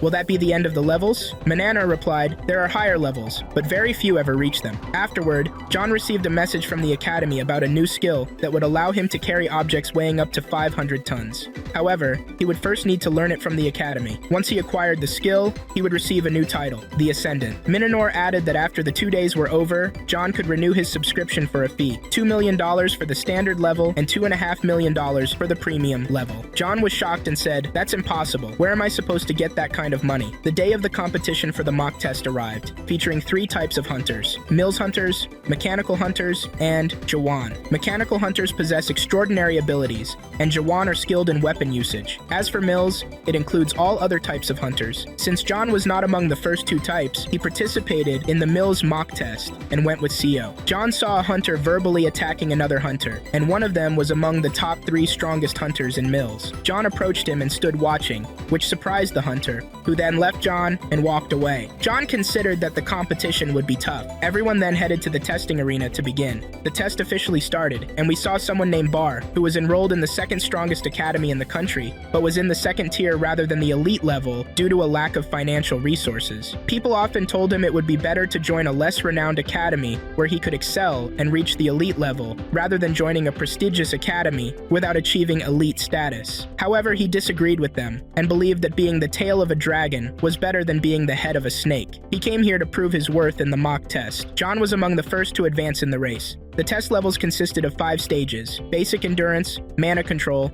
combat proficiency, individual combat proficiency, and dungeon raids. At this point, they were in the basic endurance stage, where contestants had to run 3 kilometers in 5 minutes on the track. The winner would be the one who covered the longest distance while meeting the condition. All the contestants remained standing, except for John and Bar, who completed the distance 15 times. Bar decided to stop but then returned, determined to continue the race despite being extremely exhausted. John, however, did not show signs of fatigue like Bar did. Bar eventually stopped, and John became the winner of the first round. After the round ended, John approached Bar to greet him and extended his hand for a handshake, but Bar ignored him and did not respond, leaving Bar feeling very embarrassed. Thus, the first round concluded. They then moved to the gym, where John continued his training. Everyone there was astonished by his ability to lift extremely heavy weights for a long time. Later, we saw the hunter from earlier, named Kim, who approached another person and asked him to monitor John during the test to ensure he wasn't cheating, as the judges suspected something unusual. The hunter agreed to the request, but wondered about John's identity, recalling that he had heard his name before. He also remembered that John was the one who destroyed the gate during the dungeon distortion incident, and that he had met him in the waiting room. The hunter checked the endurance leaderboard and found that John was in first place, which shocked him, as John had surpassed him by 11 points, placing him in third. This increased his annoyance. The hunter convinced himself that John might only excel in basic endurance and would fail in the upcoming tests. However, he was surprised again when John ranked first in the combat proficiency test, astonishing everyone present, as it was John's first time participating in these global tests. Consequently, John was accused of cheating once more. When it was time for the next round, which involved mana control, the challenge was to break through a mana shield. Even if they failed to break it, the shield would measure the strength of the strike used. John stood there, not entirely confident in his mana abilities due to his lack of focus on them in the past. At that moment, he saw a girl named Lydian step forward in front of the shield and begin forming a fireball that gradually grew in size. When she launched it at the shield, she completely destroyed it. John was deeply shocked at that moment, as it seemed he might not secure first place in this test and might not even remain in the top 5. When the announcer called the name Kim Seon, meaning John, Lydian predicted that he would not be able to break the shield. As John stood before the shield, he began thinking of his strategy and started gathering mana and channeling it into his weapon. He recalled Minotaur's words about the emergence of his new Hormane skill when he needed it most. With great hope that the skill would work, John attacked the shield with all his strength. He not only broke it in half with ease, but also shattered the rock at the center of the shield, releasing a massive amount of energy. Everyone present, including Lydian, was stunned. At the end of the round, John and Lydian were the only ones left in the competition, yet John secured first place. The judges examined the rock at the center of the shield and noted how difficult it was to break. Everyone was amazed and wondered how someone from a small academy could outperform hunters from major academies. Even Seo couldn't believe the results and said she hadn't expected this at all. People were heard discussing the dungeon distortion incident and how John's name had been mentioned there, speculating that he might win the entire competition, especially since he was in first place so far in the previous 3 rounds. Seo overheard 2 officials discussing the need to increase the difficulty of the tests, as they seemed too easy for John. Meanwhile, John was reflecting on how he had managed to break the shield and shatter the rock so effortlessly. He wondered if the new skill was the reason, thinking that if his weapon was this powerful, he needed to buy another weapon to test whether the power came from him or the weapon. He saw a hunter carrying many weapons on his back and asked aloud, "What's with all these weapons?" The hunter heard him and approached, knowing it was John who had broken the shield and shattered the rock earlier. The hunter came closer and said, "You're John, right?" John replied, "How do you know me?" The hunter said, "How could I not know the star of the mock test? You're going to be the best this year." He then introduced himself as Yun and explained that he was currently in second place, right behind John. Yun also mentioned that although John was in first place, his fame wasn't widespread because he wasn't from a strong academy and wasn't well known. At that moment, John's expression changed, and he said to the hunter, "I didn't come here to boast. I came to talk to you because I was impressed by what you did today, and took the opportunity to see you sitting in front of me." Just then, they heard an announcement that the dungeon raid stage was about to begin, the next phase of the competition. John moved to start the match, and when he entered the dungeon, he encountered a Nurkore monster, resembling the goat-like creature he had fought before, but this time in greater numbers. Previously, he had faced only one fighter. John began advancing toward the monsters, taking them down one by one. The fight was very easy for him this time. However, one Nurkore monster remained, standing and watching him. John noticed the monster and attacked it. They staged the strike. John tried again and succeeded in wearing it down on the 3rd attempt, though he felt extremely tired and told himself he was trying to achieve the same success in the match as he had in the first stage. Ultimately, he managed to secure first place. When he went to the waiting room, he noticed everyone staring at him in astonishment, as he was the only one who had completed the stage while the others had failed. Later, we saw the girl from earlier talking to someone who said, "Where did this boy come from?" That person was the one in 5th place. John noticed them looking at him and thought to himself, they must be jealous now. Yun, who was still in 2nd place, had failed to complete the dungeon this time, though he intended to continue, since this type of test relied on accumulating points regardless of reaching the end. Elsewhere, the person named King was telling Leon that he felt John was hiding something and might do something unexpected, especially since, despite being in 3rd place, he seemed completely calm. Leon replied, "Don't worry about him. As long as you're in 1st place, focus on staying at the top." John asked about the weapons Leon carried on his back and why he carried so many of them. Leon replied that it was an old issue because when he started training, he didn't use a specific weapon, but instead used every weapon with its strongest skill. Therefore, he needed all those weapons in battles. A little later, one of the officials came to them and informed them of a major problem. When they asked about the nature of the problem, the official replied that a distortion had occurred in a certain dungeon, raising its rank to 10 stars. This meant it had become so powerful that only the instructors could enter it, and even then, it might pose a life-threatening risk, with no guarantee of their safe return. Because of these issues, they had to wait for the instructors to return, as they were considered the judges for the rounds. However, some hunters, like Kim, were frustrated by this. Kim suggested changing the test to something John couldn't easily succeed in. When asked how to change the test, he proposed keeping the core idea of combat proficiency, but turning it into a tournament where participants compete, and the person who wins in the end would take first place, even if they weren't in the top 5 in the previous tests. The official expressed concern about the proposal, saying it might make the competition unfair for John, who had been in first place in all the previous rounds. The official then suggested bringing in other judges, but Kim argued that such individuals weren't easily available and would need to be of a high rank, and there wasn't enough time to wait for that. During the discussion, tensions rose, and Kim suggested letting the audience be the judges. He said the match was being broadcast on television, and members of the Hunters Association were watching it. Surely the association had people capable of judging the matches and monitoring for any mistakes. Most participants agreed with the proposal. Kim was stronger than John, and if he defeated him, all of John's previous achievements would be rendered meaningless. Amid this tension, John sat down to think and came up with a new plan. He proposed that there should be a monetary prize for the competition since it had become a tournament rather than just a mock test. He said the tournament deserved a prize, unlike the mock tests, which didn't offer such rewards. The scene then transitions directly to the details of the tournament without confirming whether the proposal was accepted. Lee appears, having come to watch John in the tournament. In the first match, the young man we saw earlier, named Dong, wins, followed by the girl who had been competing successfully, and Kim also defeats his opponent. They all aspired to face John and bring down the legend of John in front of the audience. When it was John's turn, he said he had to win by any means necessary because he desperately needed the monetary prize of $2 million. He knew the money could make a significant difference for him. At this point, John began thinking about the top 3 competitors and predicted that he might be able to defeat them, but the problem lay with one person, Leon. Facing him would be difficult due to his use of a large number of weapons. However, John doubted Leon's ability to use them all simultaneously and believed Leon was more skilled with the bow, making it the weapon that defined his strength. As the boy fighting approached John quickly, dodging arrows to ensure a strong strike, Leon managed to switch between weapons with remarkable speed. When the boy got close, Leon tried to attack him with a skillful move and landed a powerful blow that forced him away from the fight. In the end, Leon drew a dagger to finish off his opponent. John considered the possibility that Leon might also be in the Academy of Excellence like him, and had gained all these skills through Academy lectures. This was a possibility based on what Leon had previously said about having a teacher he didn't know, suggesting he learned through lectures. Leon was very pleased, even though his opponent wasn't strong enough, but he was happy with his victory in the round. The commentator announced the upcoming match between the strongest girl in the tournament, Lee Do-yeon, and her opponent, who had crushed all the other competitors and ranked first in the tournament so far, John, the first person to achieve a perfect score in a mock hunters test. The audience cheered, saying this match would be intense and exciting. Both Lee Do-yeon and John headed to the arena to begin the fight. Lee Do-yeon started by showcasing her skills, but she was shocked when John nullified those skills, leaving her extremely surprised. John realized this might be due to the power of his spear,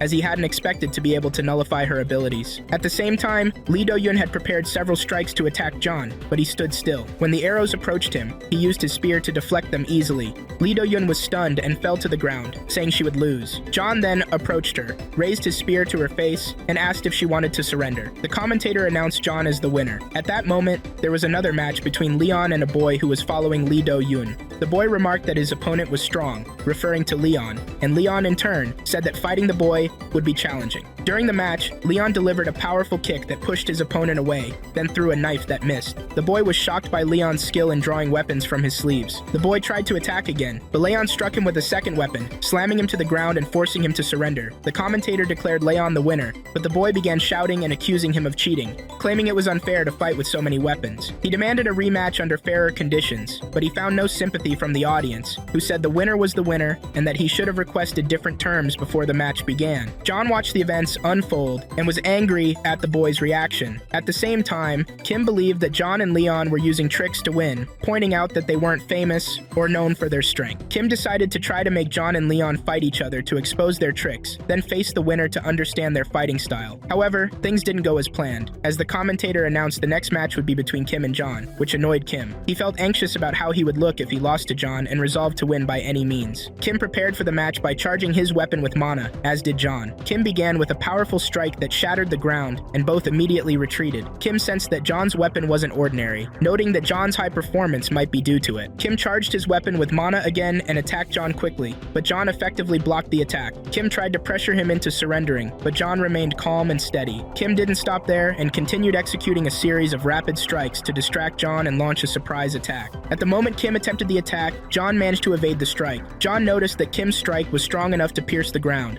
forcing him to retreat again. John then said to Kim, "In this case, you've left me no choice," and tried to attack him again, only to be surprised when Kim was able to counter his attack. After the intense start, John continued his assault on Kim with several consecutive strikes, leaving Kim barely able to block them. When Kim attempted a counterattack, John was quick enough to block the strike with his weapon. John then attacked him with force, knocking him back once more. John advanced and stood in front of Kim, saying, "Is this all you've got? How can you be among the top 3 in Rias Academy with such pathetic skills? You don't deserve to be in the academy." This enraged Kim, who recalled Lee Young, the girl who had defeated him earlier, and resolved not to let it happen again. Kim prepared for a counterattack, using his strongest aura, and faced John with a powerful strike.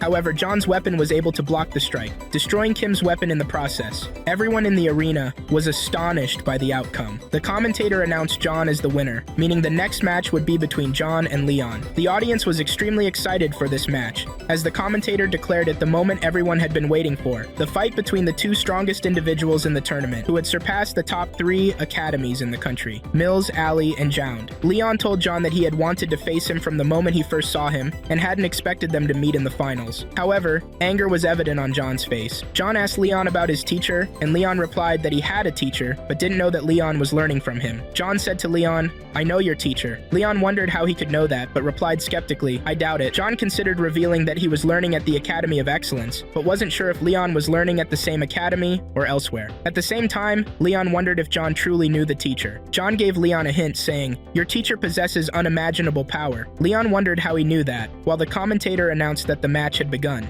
When the fight didn't start immediately, Leon proposed a challenge. The loser of this match will answer the winner's questions. What do you think? Yoon wondered how to ensure the truthfulness of answers, as well as how John could guarantee that Yoon wouldn't lie to him. John replied, "You'll have to decide for yourself whether to believe or not." John and Yoon were preparing to face each other and began their attacks simultaneously. John charged mana into his weapon, but when Yoon tried to attack, his weapon broke. Yoon realized then the power of the weapon John was wielding. Yoon tried to attack again, but this time, John dodged the strike and stepped back to prepare for another attack. When John attacked again, Yoon unleashed a large volley of arrows, shocking John with the sheer number coming toward him. But John quickly thought on his feet and maneuvered his weapon to break all the arrows. Afterward, Yoon threw his bow aside, saying it was no longer useful, and told John he had a condition. If he won, he wanted to ask a question about John's weapon. John replied that he had no problem with that. The attacks between the two continued, and this time Yoon managed to evade John's attack, because John's weapon wasn't infused with mana. The fight went on, with neither able to defeat the other. During the battle, John noticed that Yoon didn't seem to care about winning as much as he cared about fighting. John was puzzled and asked Yoon why he didn't seem to want to win. Yoon responded, "What do you mean by that? Why did you come to these matches?" Yoon began to explain that he did want to win, but he didn't want the feeling of victory to change his nature. He emphasized that even if he lost, it didn't matter much to him. John was surprised by his words, as John was determined to win, knowing that the winner of these matches would be crowned the Junior Champion of Seoul. John asked Yoon again why he used so many weapons, wondering if he considered it cheating. Yoon replied that he hadn't expected that question. He explained that he used multiple weapons to make full use of his abilities. John was angered by this, but Yoon showed no irritation at John's harsh words, even though they were cutting. Yoon said there were no rules prohibiting the use of multiple weapons. John thought to himself for a moment and realized his words had been hurtful to Yoon. So, he decided not to use his weapon, and instead picked up a regular spear. As he reflected, he recalled all the hardships he'd endured to reach this point. At first, he had dreamed of becoming just a hunter, and now he was in the most important junior match in Seoul,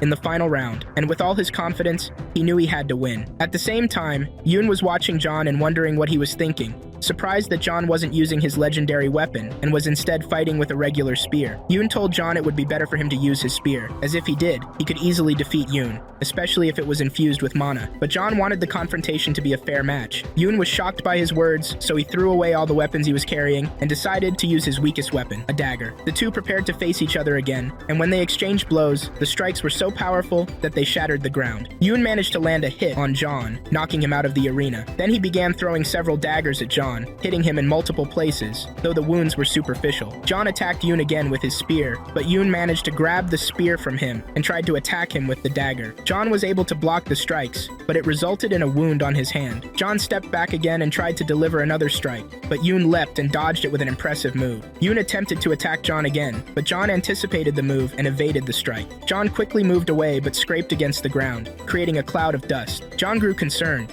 realizing that Yoon might be able to throw daggers into the heart of the dust cloud without revealing his position, making it difficult for John to block the attacks. Indeed, Yoon began to disappear into the dust, preparing for a surprise attack. John spun around, trying to locate Yoon, but he couldn't see anything through the dust. He decided to use mana and infused his weapon with it, recalling his previous battles with Yoon and others. He was trying to predict the next attack and its direction. John felt a great deal of tension but tried to keep his composure so as not to lose the match. He closed his eyes and used a strike known as Chang Yu. His body began to glow with a different kind of mana, and a powerful aura of light surrounded him, shocking Seo and the audience. John prepared to face Yoon's attack. When Yoon struck, John felt the blow. As Yoon approached, John quickly counterattacked with his weapon, delivering a powerful strike that broke Yoon's weapon. The announcer proudly declared John the winner. At that moment, a girl who had learned of John's victory appeared, and a servant came to inform her that something was wrong with the match, particularly regarding John. The girl asked, "What do you mean by something wrong?" The servant replied, "There was something strange about that final strike, and also about his aura." At the same time, the strange occurrence wasn't identified, as it wasn't something ordinary, and no one had seen anyone use it before. The girl became angry and ordered her guard to continue monitoring him, then went to her leader, who was discussing the distortions that had occurred in Korea. However, he still didn't know who had closed those gates, as they were extremely powerful gates. She told him, "There's a young man named John who solved the issue with the gates," but he hadn't heard of John before, so he asked about the academy where John trained. She informed him that it was a small academy called Dream Academy, and that it had no other students. The leader was even more astonished, saying, "How can someone with the power to close gates train at a small academy?" He then instructed her to keep a close watch on the young man. We now return to John, who was speaking with SEO. She told him that his power was increasing significantly, which would draw attention to him, and that the Hunter Association wouldn't leave him alone. John replied that he didn't care about that. What mattered to him was that he wasn't using anything forbidden. SEO asked him how he was able to use aura blades, emphasizing that it was a difficult skill. He replied that it was just luck,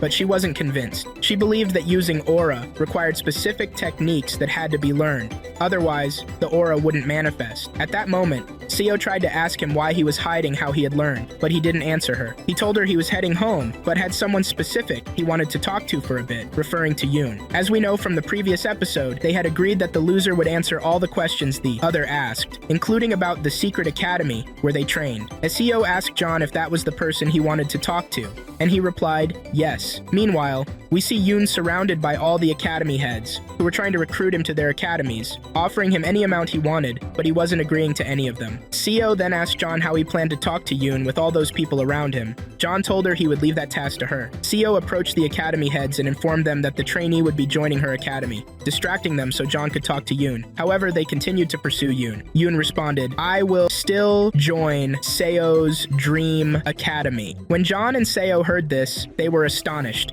as they thought he was just trying to distract them. After a few minutes, everyone left. John then asked Yoon if he wanted to join Dream Academy, and Yoon replied, "No, I told them that so they would leave." He added, "What kind of Dream Academy would I join?" This left John in an awkward position, unsure of how to respond. Yoon told John, "Let's talk about this later," then asked him about the promise he had made before entering the match. Yoon replied that he still remembered it. John then asked him his most important question, "What is the secret academy where you train?" Yoon paused for a moment before telling John that he didn't know his mentor or even the academy where he trained. But before he could finish, John grew angry and told him he would have to fight if he continued lying. Yoon explained that he truly didn't know the academy where he trained because he was self-taught, meaning he didn't have a mentor but trained alone in nature. He told John that learning was very enjoyable for him because he wasn't bound by the rules of an academy or a mentor and could learn whatever he wanted, whenever and wherever he wanted, using the weapon of his choice. During his conversation, he recounted a story that had happened to him. "While training on the mountain, I saw someone lying on the ground, injured. I went to him and offered to help, but he couldn't descend the mountain because the journey would take too long.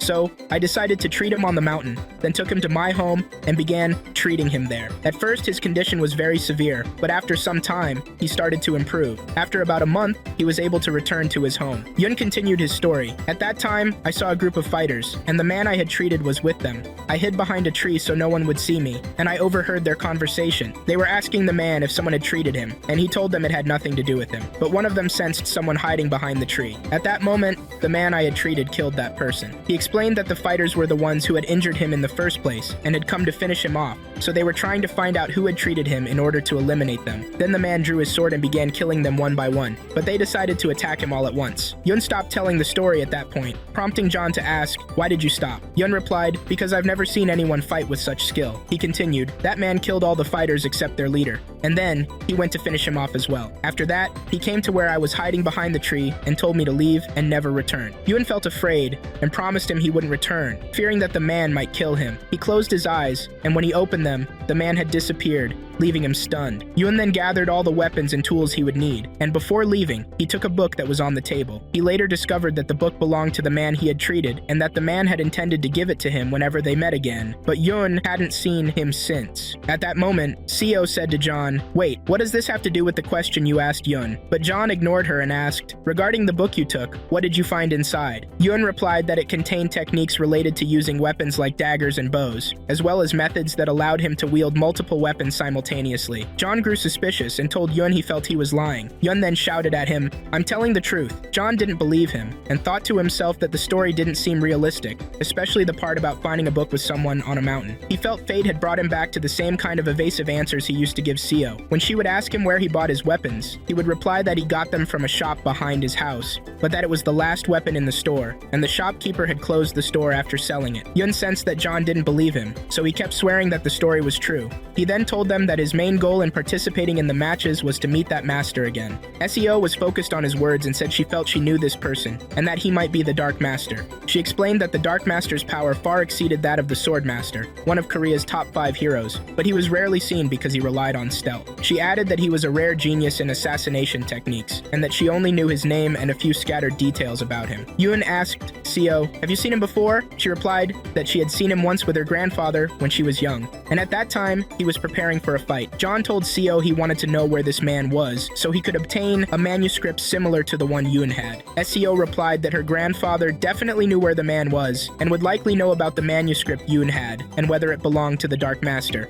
Yun's expression changed, revealing that he had been lying. At that moment, John received a message, and when he looked at his phone, he found that he had acquired a new skill called Transformation. He felt immense joy, even though he didn't know what the skill did, and began dancing strangely, but he suddenly stopped and wondered what the skill did and why he felt happy despite not knowing its purpose. While talking to himself, he heard the sound of a snake behind him, and when he turned around, he found nothing. He then felt the presence of someone else in the area. He drew his weapon, ready to face the snake. He began calling out to the unknown person, saying, "Who are you?" At the same time, no one responded, but after a while, he sensed an aura in the area. He heard a voice telling him that it was his next opponent, and when John turned around, he was shocked to see the Dark Master. John readied his weapon, but he noticed that the Dark Master was standing still, not moving, and remained in that position for over half an hour, leaving John bewildered and thinking the person in front of him was just a statue. The Dark Master finally spoke, saying it wasn't yet time to talk to him, but that he had come for another reason. At that point, John sheathed his weapon and asked, "Did you come here for Yun?" The Dark Master replied, "Yes." John then asked about the book Yun had, and the Dark Master said he believed Yun had taken it intentionally. The Dark Master replied angrily, "You think I forgot about the book, don't you? That young man goes everywhere trying to ruin my reputation." John then asked about Yun, and the Dark Master replied that fortunately, Yun was on his way there now. John joked, "Well done, you'll meet him soon." But the Dark Master said he needed to leave as quickly as possible. If I wanted to meet him, it would have already happened. "I'm here for you, so let's get to the point quickly. Do you have any connection to the Seekers of Truth?" He was answered, "No, but I met one of them before, named Kalia. She also requested to meet me for $100,000. Honestly, I don't know why she did that." At that moment, the Lord of Darkness said to John, "She would have paid more if you had refused to meet her. I've been following the steps of the Seekers of Truth for a while." John asked why. The Lord of Darkness replied, "Most people in the world see the Seekers of Truth as the heroes of humanity who put an end to disasters, but what you see is not always the truth. I agree that you know about the rampaging beast that was killed at the end of the catastrophe,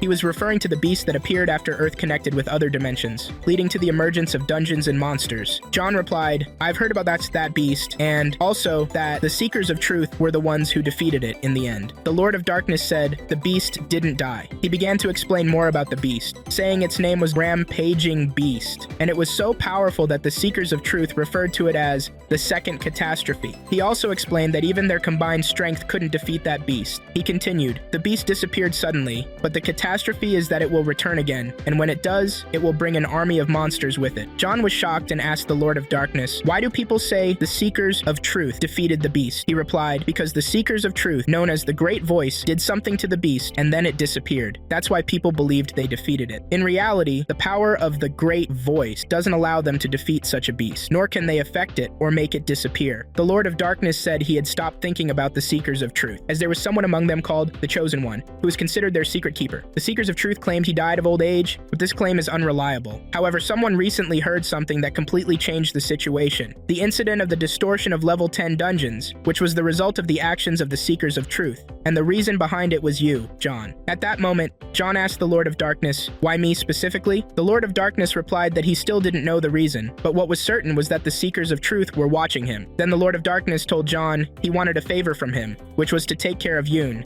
as he was afraid the Seekers of Truth would find out he had taken their book, which would lead to his identity as their former student being discovered and possibly result in his elimination. John responded, "Can the Seekers of Truth kill both of you at any time? If they wanted to kill someone, they'd be willing to kill me too." The Lord of Darkness said they couldn't monitor him because of his proximity to SEO. John was surprised and asked, "How are they monitoring me?" The Lord of Darkness replied, "They can only monitor you in one case, if you're far from SEO, but as long as you're near her, they won't monitor you, because SEO is the granddaughter of the Swordmaster, and they don't want to cause any trouble with him." John was thinking about this when the Lord of Darkness said there was no time and that he had to leave. Before departing, he gave him something, the book. The Lord of Darkness added that the book contained techniques for some weapons, as well as stealth arts. John was shocked that he gave him such an important book so easily, but before disappearing, he told him he must protect Yoon strongly and tell her not to talk about their story to anyone. At that moment, Yoon arrived, and John took her aside to tell her what had happened. Yoon was shocked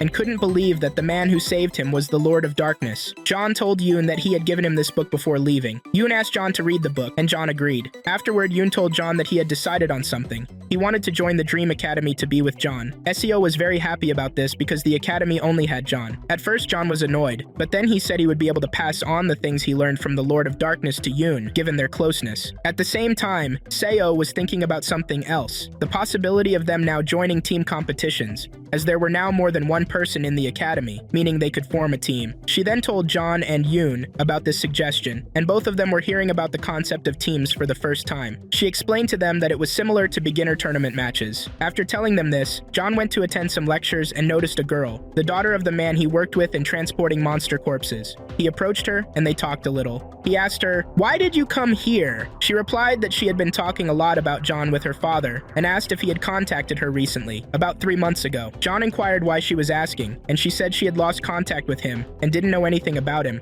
as he had been missing from home for a long time. John was shocked because he was his only friend at work, and they had spent a year together. He asked her, "How long has it been since this happened?" She replied that she hadn't heard from him for 15 days, and was very worried about him. He asked if there were any problems between them, and she said she wanted to become a professional hunter, but he didn't agree, because their financial situation didn't allow it, as hunter academies required large sums of money. John asked her, what is your power?" She told him she had felt a change in her ability about a month ago, and there had been a noticeable shift in her energy. Therefore, she decided to become a hunter, and needed help with the registration costs for a small academy. She said she felt her father wouldn't be able to help her, so John wished he could find any news about him to reassure her. After that, John decided to call him, but he didn't answer. He kept trying to contact him repeatedly to no avail. He wondered if something bad had happened to him, and decided to use another method to search for news. At this time, Halia and her assistant were monitoring John. The assistant told her about someone called the Evil Star, and also mentioned the Lord of Darkness, noting that neither of them could be tracked. Kalia asked him about John, and he replied that they couldn't track him because he had recently been accompanying the granddaughter of the Swordmaster. She asked the assistant if anyone had learned about the dungeon distortion incident, as the news indicated they were responsible for that distortion. Then she asked how many people had signed on to their plan. The assistant replied that the number was 1,000, and that they didn't know the exact details of the plan. Returning to John, he was going about his daily tasks, and tried this time to lift a weight of a ton, but he couldn't find anything to train with, as there was no iron he could buy weighing a ton. At that moment, John decided to train using the cab sass bag he had, after filling it with many monster corpses from the last gate. He felt the bag was too heavy, and its weight was distributed only on his hands, so he couldn't lift it. John tried again, attempting to place it on his back, but he failed once more. Meanwhile, Asura came and asked him, "What are you doing?" He replied that he needed to take the bag off his back as quickly as possible because he could no longer move. Asura was surprised due to the size of the bag, thinking it was light. When she approached to help him, she discovered that the bag was extremely heavy. She tried using all her strength and eventually managed to lift it off him. Then Asura wondered how the bag could be so heavy. John replied that he would have been in trouble without her help. He asked her about the height of the building they were in, and she told him it was about 15 meters high. John was surprised and commented, "15 meters won't be enough." Asura asked him why, and he said he intended to jump off the roof. Asura felt he had gone mad, and when she looked ahead again, she could no longer see him. Moments later, she heard the sound of something hitting the ground and wondered what he was doing. John was telling himself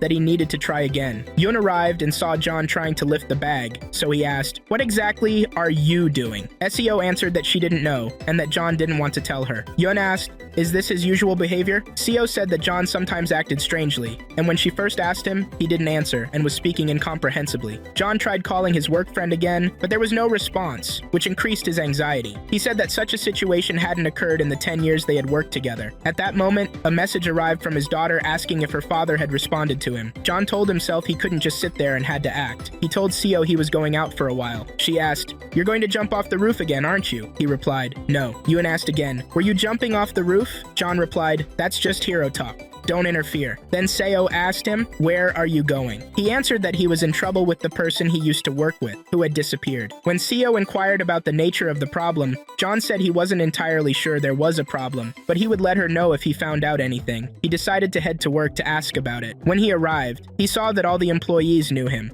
as they were talking about him, saying he was the person who won the Seoul Championship. They gathered around him because he had worked with them before, and they were praising him. One of them asked, "What brings you here?" He replied that he came to visit them and see how they were doing. Then he asked about Chul, one of his colleagues he hadn't seen in a while. One of them said they hadn't seen him for about 10 or 15 days. Another confirmed that Chul had indeed stopped coming to work about 15 days ago. John grew more concerned when one of them mentioned that Chul disappeared after the day they had been monitoring a strange person. At that moment, John quickly asked, "Who is this person?" They explained that it was likely the reason behind Chul's disappearance. One of them said it was a strange person who appeared at the company the day before Chul disappeared. Then John heard someone else say they had also seen that person. He asked if Chul had been with anyone that day, but they replied that he was alone. That's when John realized that this person was behind the disappearance. John began connecting the events, recalling that Chul's daughter needed money to become a hunter. This strange person had been following Chul to gather information about John. John thought there were two possibilities. Either the strange person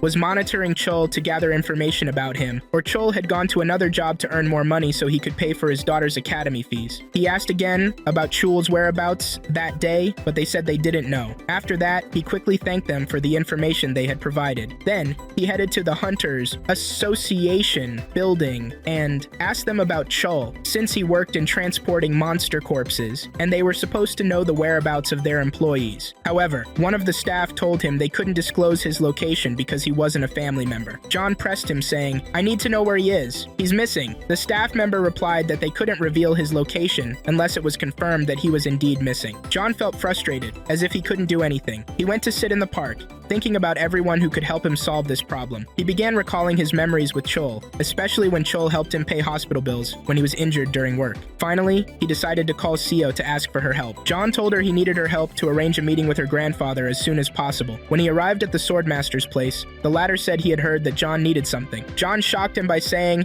he was challenging him to a fight, leaving Seo in disbelief. John explained that if he defeated the Swordmaster, he would leave the Dream Academy and never return. The Swordmaster replied, "You think you can defeat me?" John responded, "If I take even a single hit, it will count as your victory." The Swordmaster asked about the reason for the fight, and John replied that he had a friend named Mansham, who had been missing for a long time, and the association refused to give him any information about him. But if the Swordmaster went and asked himself, he would get all the information he needed. The Swordmaster said, "So you want me to go and ask about him after you win?" John replied, "Yes." The Swordmaster agreed to the fight. Then they went to the designated fighting area, where the Swordmaster brought out his sword, known as the Dragon Sword. Legends say that the great greatest blacksmith in Korea forged this sword, and sometimes a dragon appears from it, making the wielder feel danger. The swordmaster's assistant said that a single strike from this sword could kill the fighter facing John. The swordmaster told John that since he was the one who issued the challenge, he must bear the consequences of his actions. At the same time, SEO approached John and said, "What have you done? You need to leave immediately,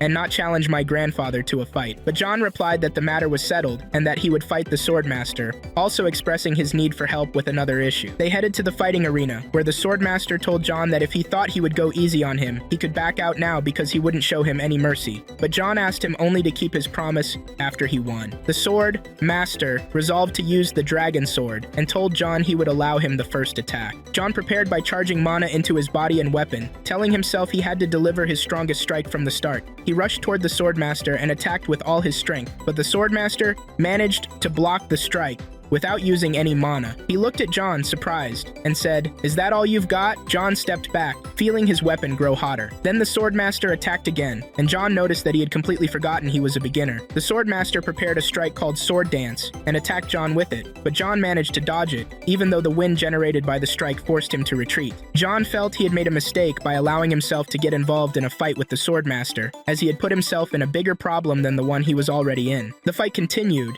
with John dodging the swordmaster's strikes, while the latter thought to himself, "This is the first time I've fought this boy, and I managed to gain 1 mana point, but now he's showing progress in dodging and blocking my strikes." The swordmaster tried to attack again using Sword Dance, but John dodged the strike once more. Unintentionally, John inflicted a minor injury on the swordmaster, which made him the winner, while the swordmaster stood there, astonished at himself. The swordmaster attacked John again with a powerful strike, known as the Icy Sword Strike, which resembled icy winds. John stood in the storm and was completely unaffected. While the swordmaster was still frustrated, he felt he had to continue the fight. He attacked John again, but John managed to block the strike. The swordmaster repeated his attack using the Icy Sword Strike, generating very strong winds, but John did not give up. The battle between them intensified, with both showing determination and willpower, creating an atmosphere charged with tension and excitement. At that moment, John decided to attack the swordmaster with his strongest strike. He moved toward the swordmaster, who was ready to counterattack, but as John approached, he noticed that the swordmaster seemed to grow larger, which made him feel afraid. Following that, the swordmaster quickly attacked John and injured him, causing Seo to feel worried and rush toward John. John fell to the ground, and at the same time, we saw a minotaur carrying a strange person, suggesting that they were inside the dungeon. The man on the minotaur's back said he hadn't expected a sudden distortion to occur, and that if he had known, he wouldn't have come. But the minotaur reassured him that it wasn't his fault, and confirmed that people were worried about them and would take care of the situation and come to rescue them. However, the man said, "That won't happen because I asked the head of the association to ensure no one knows our location." He expressed regret, saying it was one of the foolish mistakes he had made before coming, making it harder for them to get out of this situation. At that moment, the Minotaur mentioned that he was waiting for someone else to search and confirm if they were coming, referring to John. Then we returned to John, who woke up to find Seo beside him. He asked her, "Was I unconscious?" She replied, "Not for long." At that moment, the swordmaster entered and told John he had brought him a gift, then handed him the dragon sword. John was astonished because he couldn't believe the swordmaster had given him something so significant. John asked, "Why did you give me the sword?" The swordmaster replied, "I kept my promise. Don't you remember that you won the fight?" The swordmaster added that if John took this sword to the association and requested anything,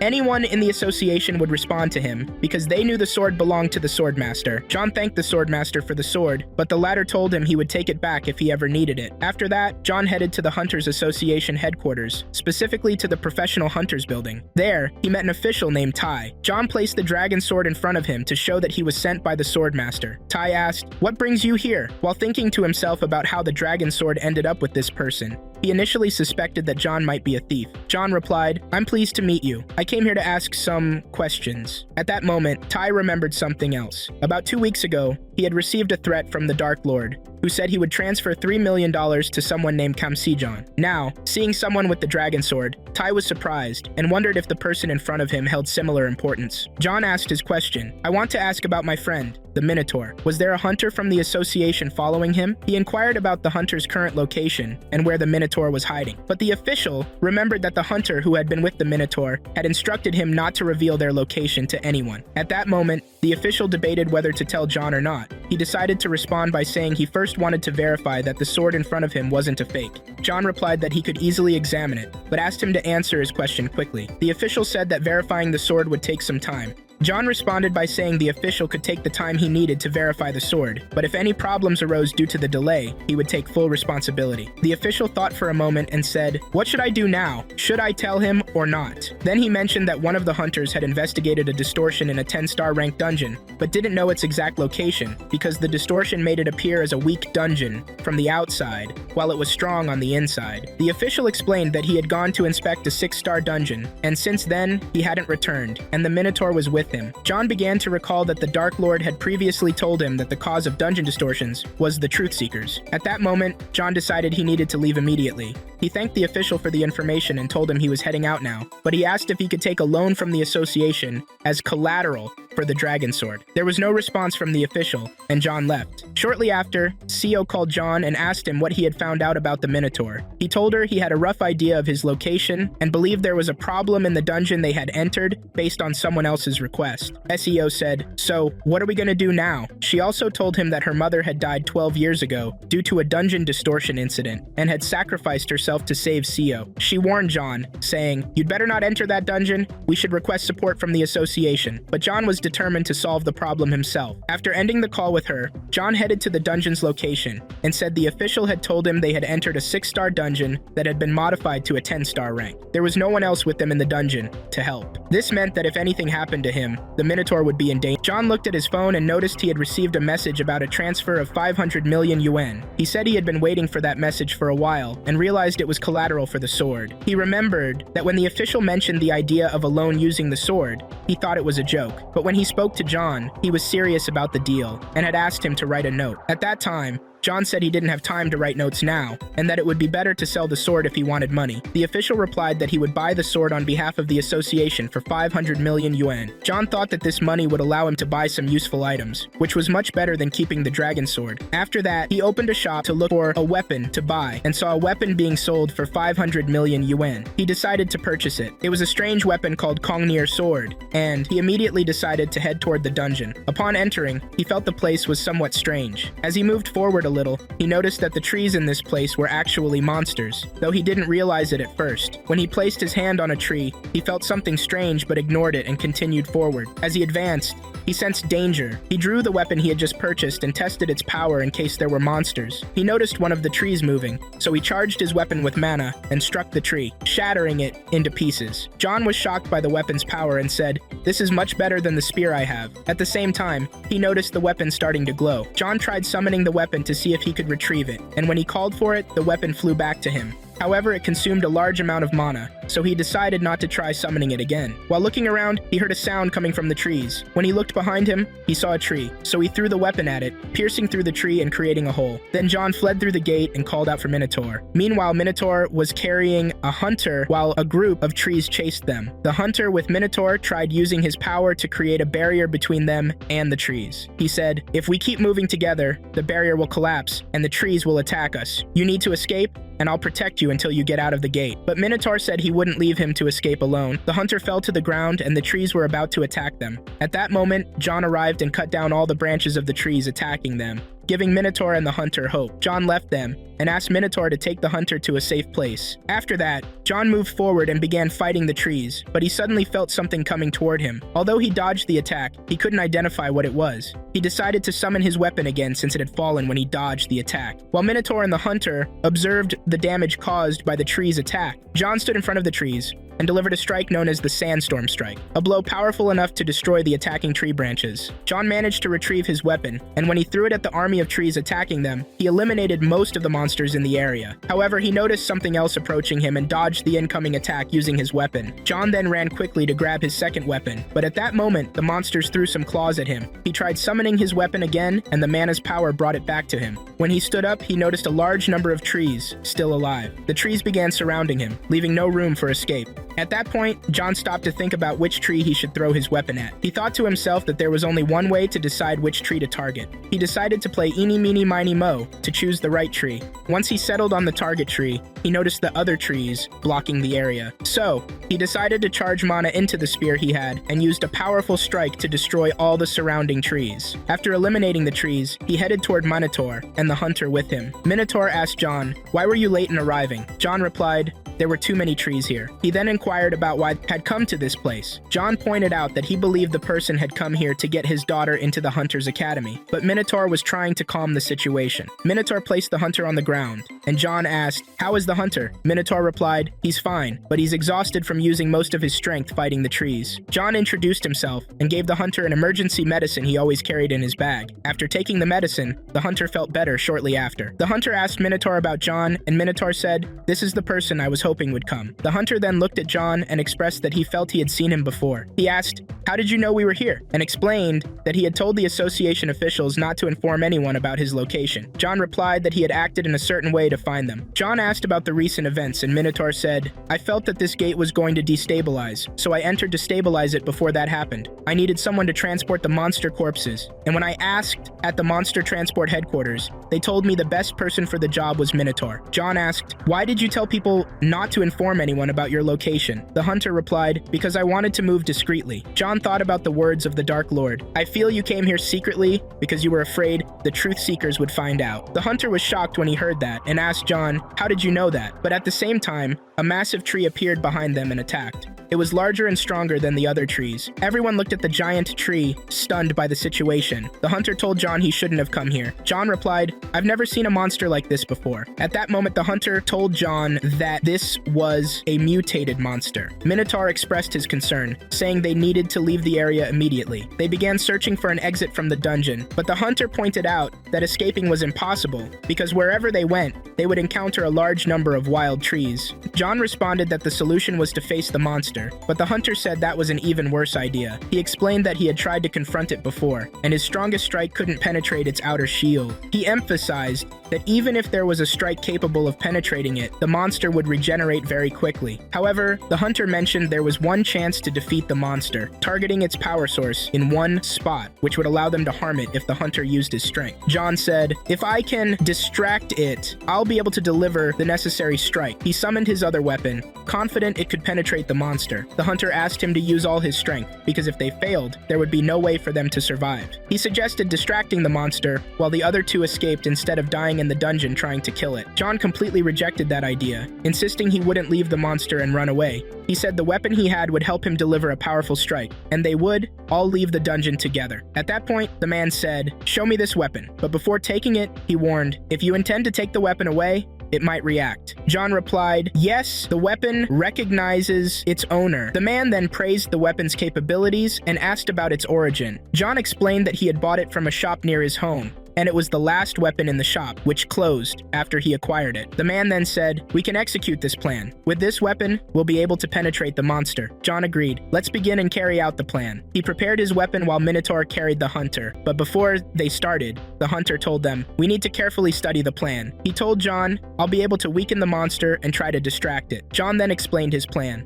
First, I'll approach the monster to distract it. At the same time, Minotaur will carry the Hunter from behind the monster and use any strike to distract it. However, he warned that changes could occur in the plan, such as the monster attacking Minotaur while he tried to distract it, or the monster ignoring the Hunter and remaining focused on John. Minotaur told John, "Don't be pessimistic, things will go well." They then prepared to execute the plan. John climbed one of the tall trees to make the monster see him, while Minotaur stood beneath the tree. But after a few moments, John came down and said the monster was excessively large, and they needed to be cautious to avoid being discovered by it. John left Minotaur and began moving to distract the monster from another location. As he approached the monster, he was shocked by how silent it was. John stood in front of the monster and started shouting loudly, causing the monster to look at him and extend its roots to attack. But John sensed the movement and dodged the strike. John noticed that the monster had spread its roots everywhere. Suddenly, he smelled a foul odor and asked, "What is that smell?" He realized it was the scent of the roots spreading through the ground. But as he was sniffing the air, the monster attacked again,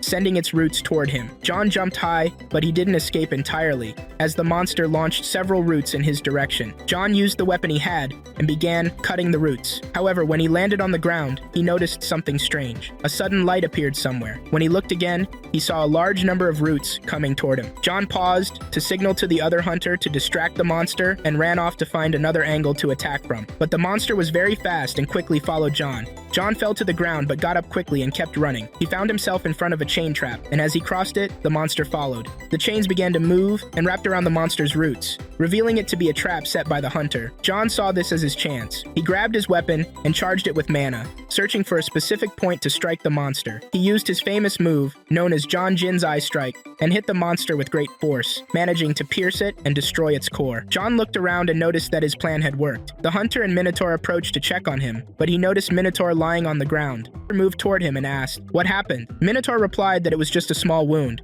and indeed, John saw that it wasn't a serious injury. Minotaur said, "Now that we've defeated the monster, can we leave this gate or not?" John replied that there were no other problems in the dungeon as long as the monster's core was destroyed. He then told them he would go retrieve his spear. As he walked toward the monster's location, John was shocked to realize that the monster was still alive. He wondered, how is the monster still alive when its core was destroyed? He realized that the core might have only been partially destroyed. When he looked at the monster again, he was stunned to see another core. He thought to himself, in that case, there might be more than one, maybe even 2 or 3. At that moment, the hunter and Minotaur approached and were shocked by the situation, but the monster began to rage violently and was about to attack them. John grabbed his spear and started charging it with mana, while the other hunter began using his power against the monster. They noticed that the monster's strength was weaker than before, but when John looked at the hunter, he saw that he was bleeding. He realized the hunter had exhausted all his mana. John felt frustrated and tried to summon his jungle blade weapon, but it didn't arrive. His frustration grew, and he thought there was no hope left.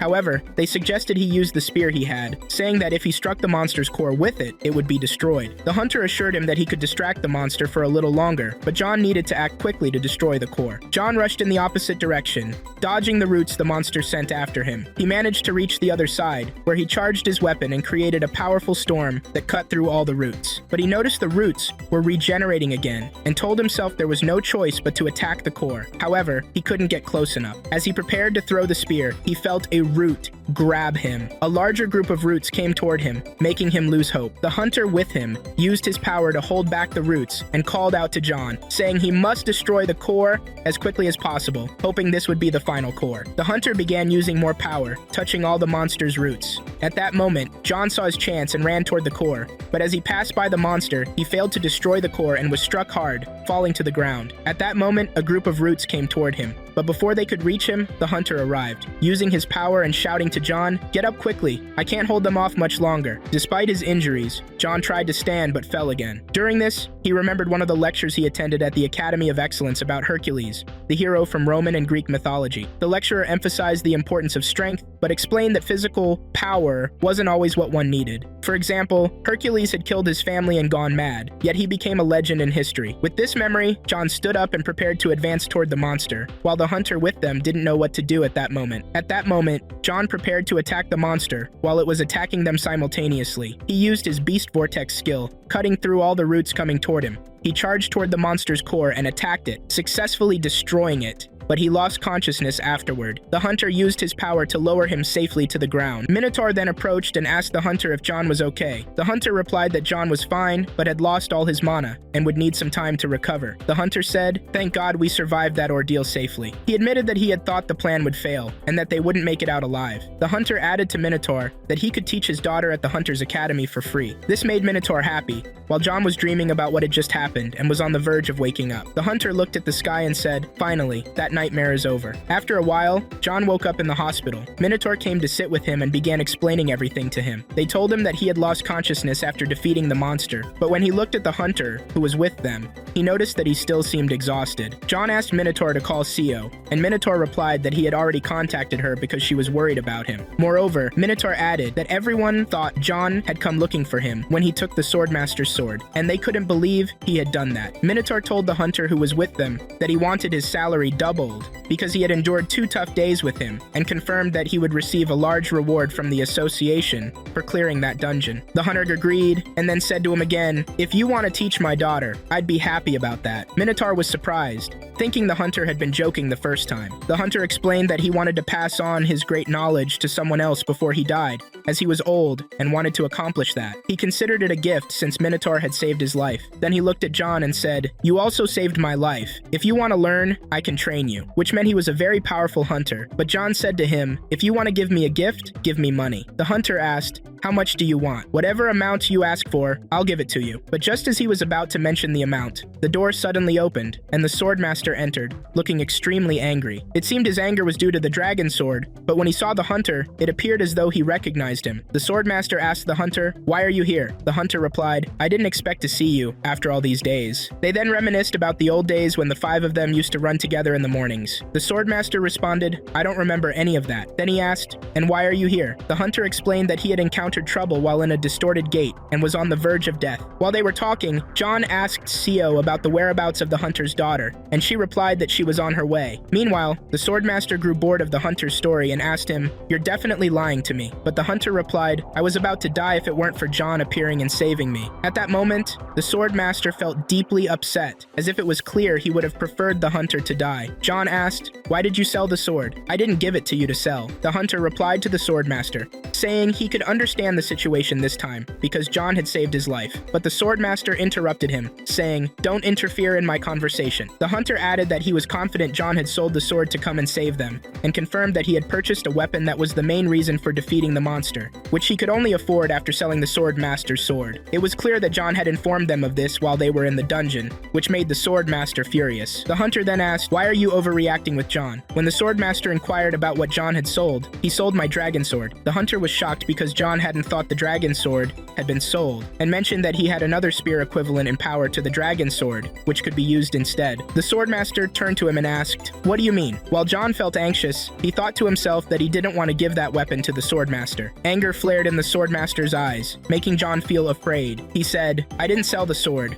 I left it as collateral for a loan at the association, and I can go pay off the loan and retrieve it." The swordmaster was still upset, but said, "Since the sword is still there, I won't kill you, but I'll give you one strike. You have to dodge or block it. If I kill you, it's not my fault." John felt terrified, realizing that the strike could be fatal. The swordmaster prepared to attack, but at the critical moment, John managed to block the strike, which astonished the swordmaster. Immediately, John got up and ran from the place, afraid of being struck again by the swordmaster. Afterward, the swordmaster began discussing the matter with the hunter, saying, "The Seekers of Truth have escalated things this time. The 10-star dungeon has become extremely powerful, and if John hadn't come, we would have been dead." The swordmaster couldn't believe John had managed to defeat the monster, so the hunter said, "Come and see for yourself." The swordmaster replied, "When I saw John 10 days ago, he didn't have this strength and wouldn't have been able to defeat a 10-star monster." The hunter responded, "It seems you don't want to acknowledge the young man's abilities. It seems there's a grudge between you two." The swordmaster replied, "Yes, there's a grudge between me and John, and I won't acknowledge him even if I see him do it." The hunter thought about it and said to himself that the grudge might be because the swordmaster believed strong hunters only pursued money, so he couldn't trust them. The swordmaster then told the hunter that the appearance of the giant entity would make everyone unite to face it. The hunter replied, confirming that this might be the goal of the Seekers of Truth. After that, the hunter stood up and said, "This person you're underestimating has done something I could never do." At the same time, we saw John as Seo ran after him and asked him about her grandfather's sword. Suddenly, someone else called out to them, and when they looked, they found it was Minotaur's daughter, who was very happy to see her father again. Minotaur called out to John and thanked him for saving him, telling him that the hunter had given him 10 billion yuan. John couldn't believe he had received such a huge amount. John went to retrieve the swordmaster's sword after paying 500 wen.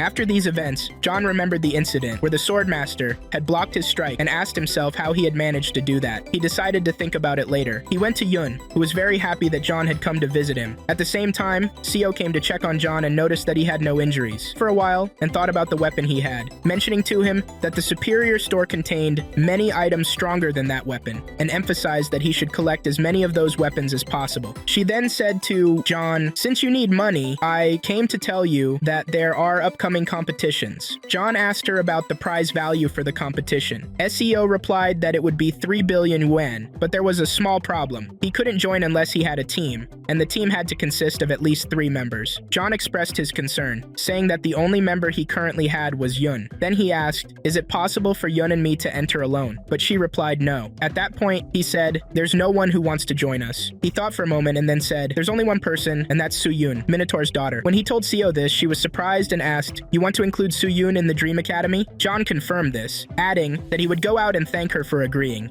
even though she hadn't actually agreed yet. At that moment, Seo called out to John, saying, "Don't you remember that you're my student?" She explained that the hunter who saved him did so to repay pay a favor to her father. Who is Soo-yoon? Seo replied that Soo-yoon could join them only for the competition and would leave the academy afterward. After that, we transitioned to the hunter's house, where John saw the hunter who had come to have Soo-yoon join them in their academy, so they could participate in the upcoming competitions. John sat waiting for the hunter to arrive, and when he did, and asked about the reason for his visit. The hunter said he hadn't expected them to meet again so soon. John inquired about Soo-yoon, and the hunter told him that he had known her for less than a day, and mentioned that he noticed her rapid progress. Then the hunter asked why John wanted Soo-yoon. John explained that he and Yoon would participate in the Team Academy's competition. The hunter asked, "You mean the disciple of the Dark Master?" John was surprised by his knowledge of this and replied, "Yes, but he doesn't want to communicate with him because he's afraid of the Seekers of Truth." The hunter clarified that the Seekers of Truth might be monitoring the disciple of the Dark Master, but he thought it was unimportant since they wouldn't dare mess with the wrong person. The hunter then answered John's second question, confirming that he agreed to let Soo-yoon join their academy, and announced that he would personally train her. He explained that it would be beneficial for her to remain a trainee at the academy and gain experience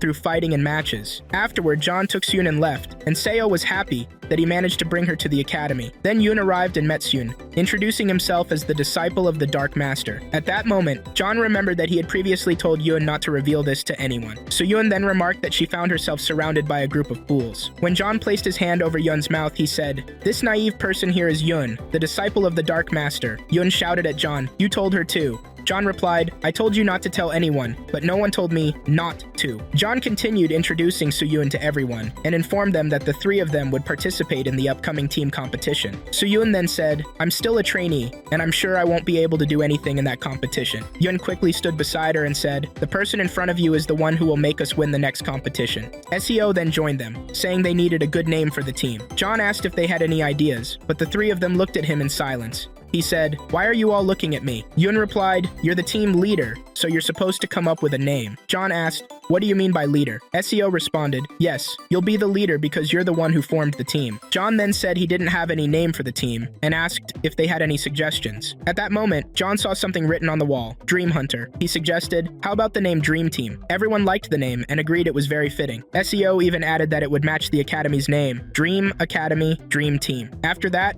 John told them they needed to do their best to win this competition, and emphasized that they should start training from now until the competition day. He went to attend his lectures, while Soo-yoon went to train, and Yoon practiced with new weapons. When Seo returned, she said, "I'm not sure if this is a hunter's academy or a playground for kids," as she saw them playing. Meanwhile, we learned that John's elite academy, where he attended his lectures, was merely a front for dimension merging, which we'll see unfold in the second season of the story, where events begin with the raid battle. These competitions are organized by special entities, not the government, as major guilds host these events. The purpose is to gather exceptional students into one team, uniting all hunters to work together. This is often because they operate within weaker guilds. The hunters are provided with all the equipment they need, and the goal of the raid battle is to recruit as many strong hunters as possible. With the growing number of hunters, their population became vast, leading to the creation of these competitions. Initially, there was no competition. They simply selected those with abilities. Over time, it evolved into elite competitions. While they were talking, they heard someone say, "Isn't that Youngsi?" They were referring to three individuals. One of them was named Park Yoonjin,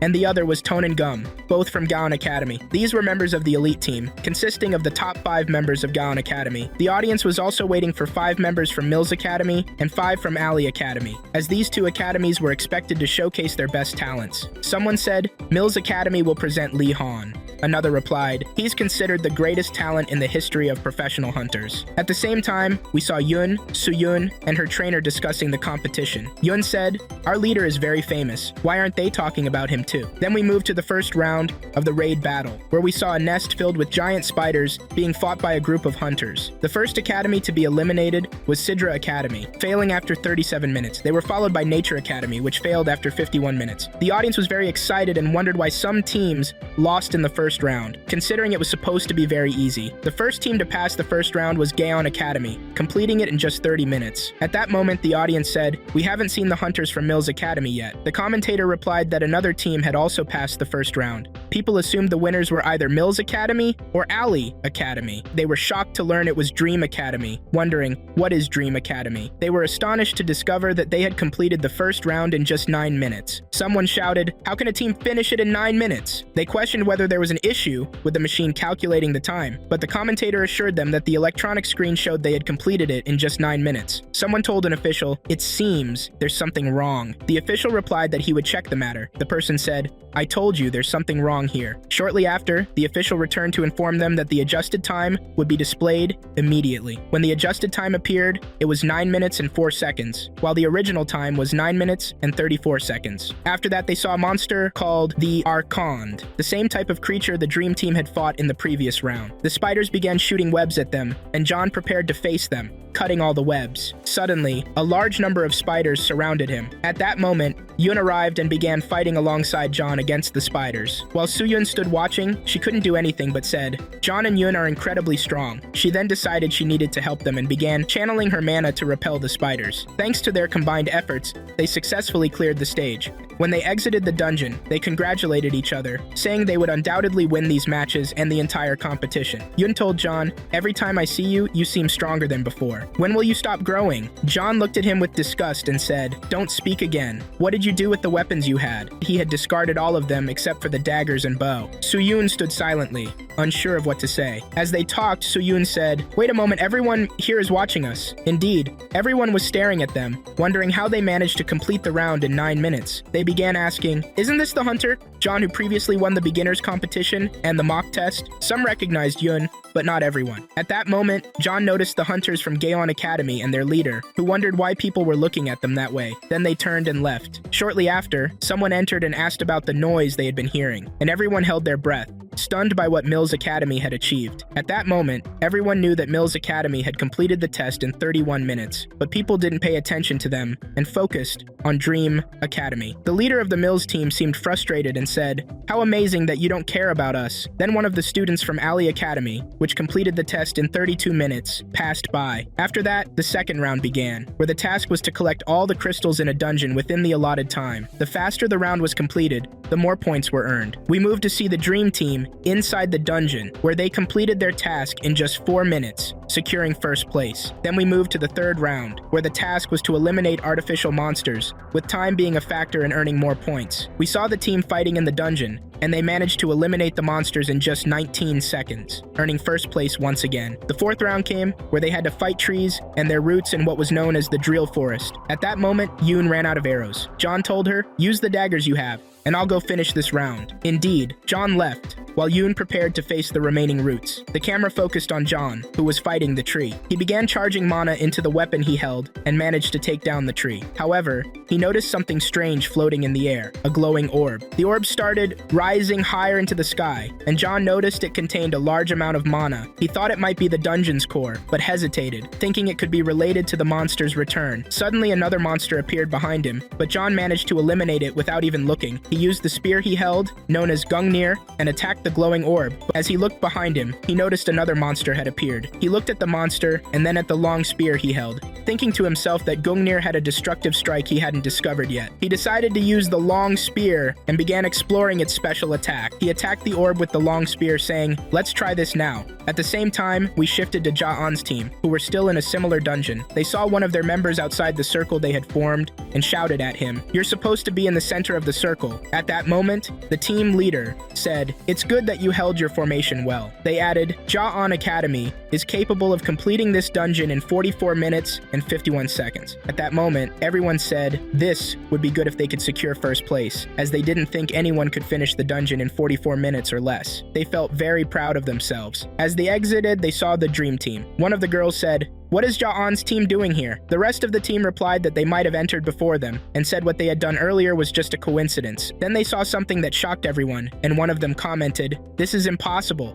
They're not supposed to be able to see the dungeon's core." Dream Academy had secured first place in an unmeasurable time, but they wondered how they had gained such power in such a short time, especially since they were weak compared to their team during the mock test. Others added that at this rate, they could enter the world of professional hunters within a few months, while they had spent 5 years fighting to become professional hunters. Certainly this had a negative impact on both Ja-An Academy and Mills Academy. Meanwhile, someone else was talking about the need to recruit members of the Dream Team. referring to Yoon and John, but completely dismissing the idea of Soyeon. We return to John, who was still in disbelief about the long spear's abilities. He thought it surpassed the mana barrier, but all it did was break mana barriers. However, he later discovered its power was far greater than he had imagined. He had thought Gungnir was stronger than him, but he realized the long spear depended on the strength of its wielder, while Gungnir relied on the weapon's own power. Thus, he was able to penetrate the mana orb. And after a while, a girl from John's team approached him and asked, "What kind of tricks are you using?" The dream team was shocked by the question, and at that moment, Ja-on's team leader, Ji-young, said to John, "You're definitely using tricks." John replied, "What tricks are you talking about exactly?" Ji-young said, "Pretend you don't understand. It's certain that you and your friend are using tricks." Yoon was annoyed by this and said, "You're just upset because we're in first place." John tried to calm things down and asked Ja-on's team leader, "What's your proof that I'm cheating?" Ja-on's team replied, "There's no other explanation for our current situation except that you and your team are cheating." Ja-on's team leader continued, "I heard about what happened to the Nair's team during the mock test. At that time, you were just a novice hunter, and now you've broken a record in the 4th round. That's something impossible for someone like you." When Yoon heard Ja-on's team leader's comment, she was annoyed, but the team leader left, saying they wouldn't let the matter slide easily. Meanwhile, Seo told John that the 5th round was about to begin. Kim placed a plaster over his mouth. As Seo asked John, "Are we sure of victory this time?" John replied that he thought so. At that moment, someone came from behind the dream team, saying, "I found it." He then called out to the team, saying he wanted to make them an offer. They asked, "What's the offer exactly?" The person said the offer was that if they agreed to it, they would receive 6.5 million wen, which was the total of all the prizes to be awarded in this competition. The entire team was shocked and asked, "How will you give us the full competition prizes?" He replied that there was one condition. There would be a 9-star ranked monster in the 5th round. He confirmed it wouldn't be as strong as real monsters, but it wasn't a monster the other students could subdue. He explained that the goal of the 5th round wasn't to defeat the boss, but to evaluate how the students attacked the monster and how quickly they adapted to its surroundings. They listened to him intently. He continued, saying, "No one had ever achieved a distinguished score while fighting this monster before, not even Ja-on or Mills Academies." John asked, "What do you mean by that?" The person explained that he wanted them to defeat this boss, but if they couldn't, they wouldn't receive any prizes even if they were in first place. John asked, "And if we refuse the offer?" The person replied, "No problem. The competition will continue as it is because this offer is just a suggestion." He added that he could give them 3 billion yuan for their first place position. However, if they refused the offer, they would receive the prize for first place. John began to think for a moment and said to himself that the major teams would try to regain their prestige and break the dream team, especially since if they lost by accepting the offer, they wouldn't receive any money. John asked Seo, "You know I'm the leader, and I can choose what I want." He thought for a moment and said, "What should I do? If we succeed, we'll get 6.5 billion yen. If we fail, we'll lose the 3 billion for first place. But at the same time, I'll have weakened the person behind this offer." He decided to make a counter offer,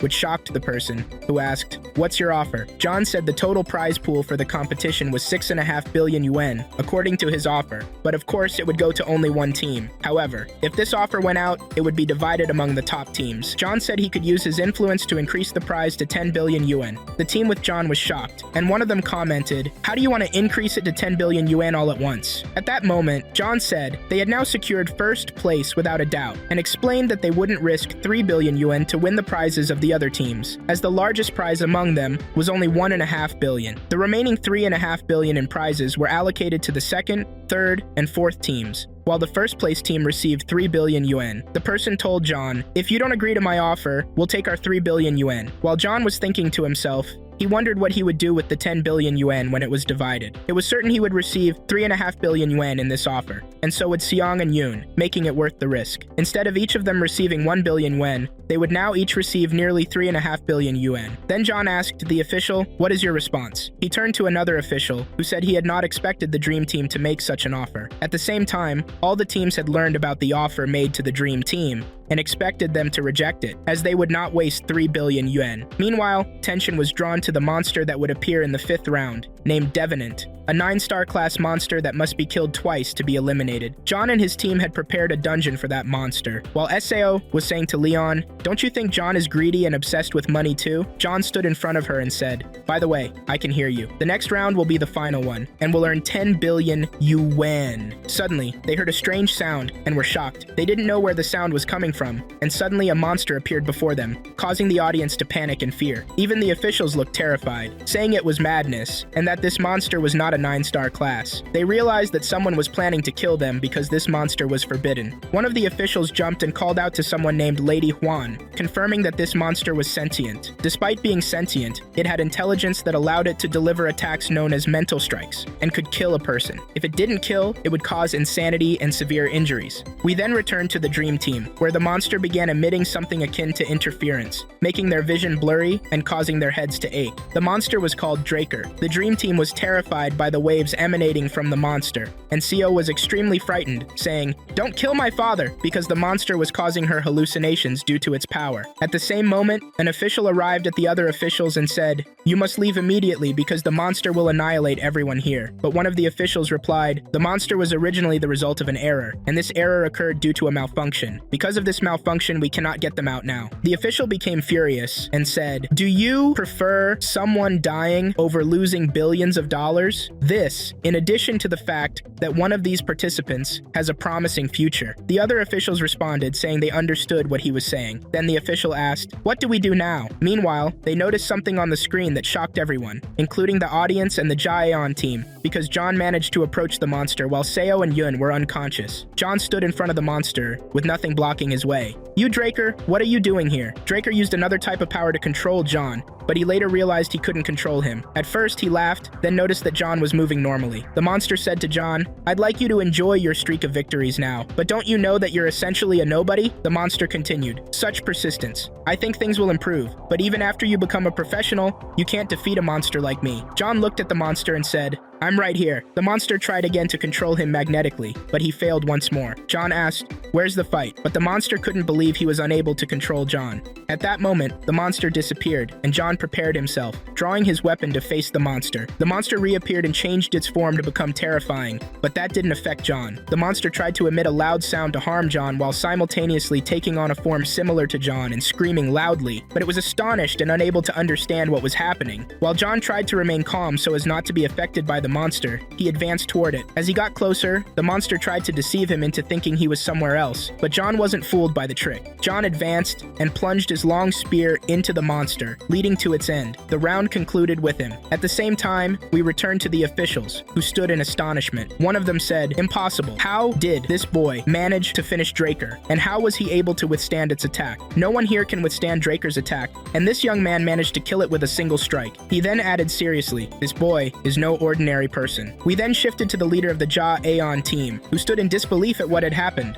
wondering, how did he manage to finish off a monster like Draker? We returned to John, who was standing, very tired, but he looked at his stats and noticed they had increased. He confirmed to himself that it was definitely because he had killed Draker. He felt very happy about it. Afterward, John approached Yun and Soyeon, who had awakened from Draker's illusion. He asked them, "Are you okay?" They replied, "Yes." SEO asked him, "Were you the one who killed Draker?" John answered, "Yes, I was the one who killed it." When the three of them exited the dungeon, CO was shocked to find the officials and audience standing to congratulate them. John noticed an official from the guild named Robel, who offered him team leadership. There were also 3 other guilds that made him the same offer, and everyone began arguing over him. But a competition official arrived and demanded they step back, pointing out that the dream team had endured extreme pressure in the last round and needed treatment. All the officials stepped back, and Seo asked them again if they were okay. John replied, "Everyone is fine." He then asked her about Yun and Soyeon's condition, and she told him they were now asleep. He also expressed but said he was fine. SEO added that she had doubted they would be able to leave that dungeon. At that moment, someone knocked on the door. When they opened it, it was the president of the Hunters Association, which surprised John. The president said he had come quickly when he heard about the incident, and was also astonished to learn that John had managed to defeat Draker. He then said to John, "Now I understand why the Swordmaster agreed to give you his sword. He doesn't give it to just anyone.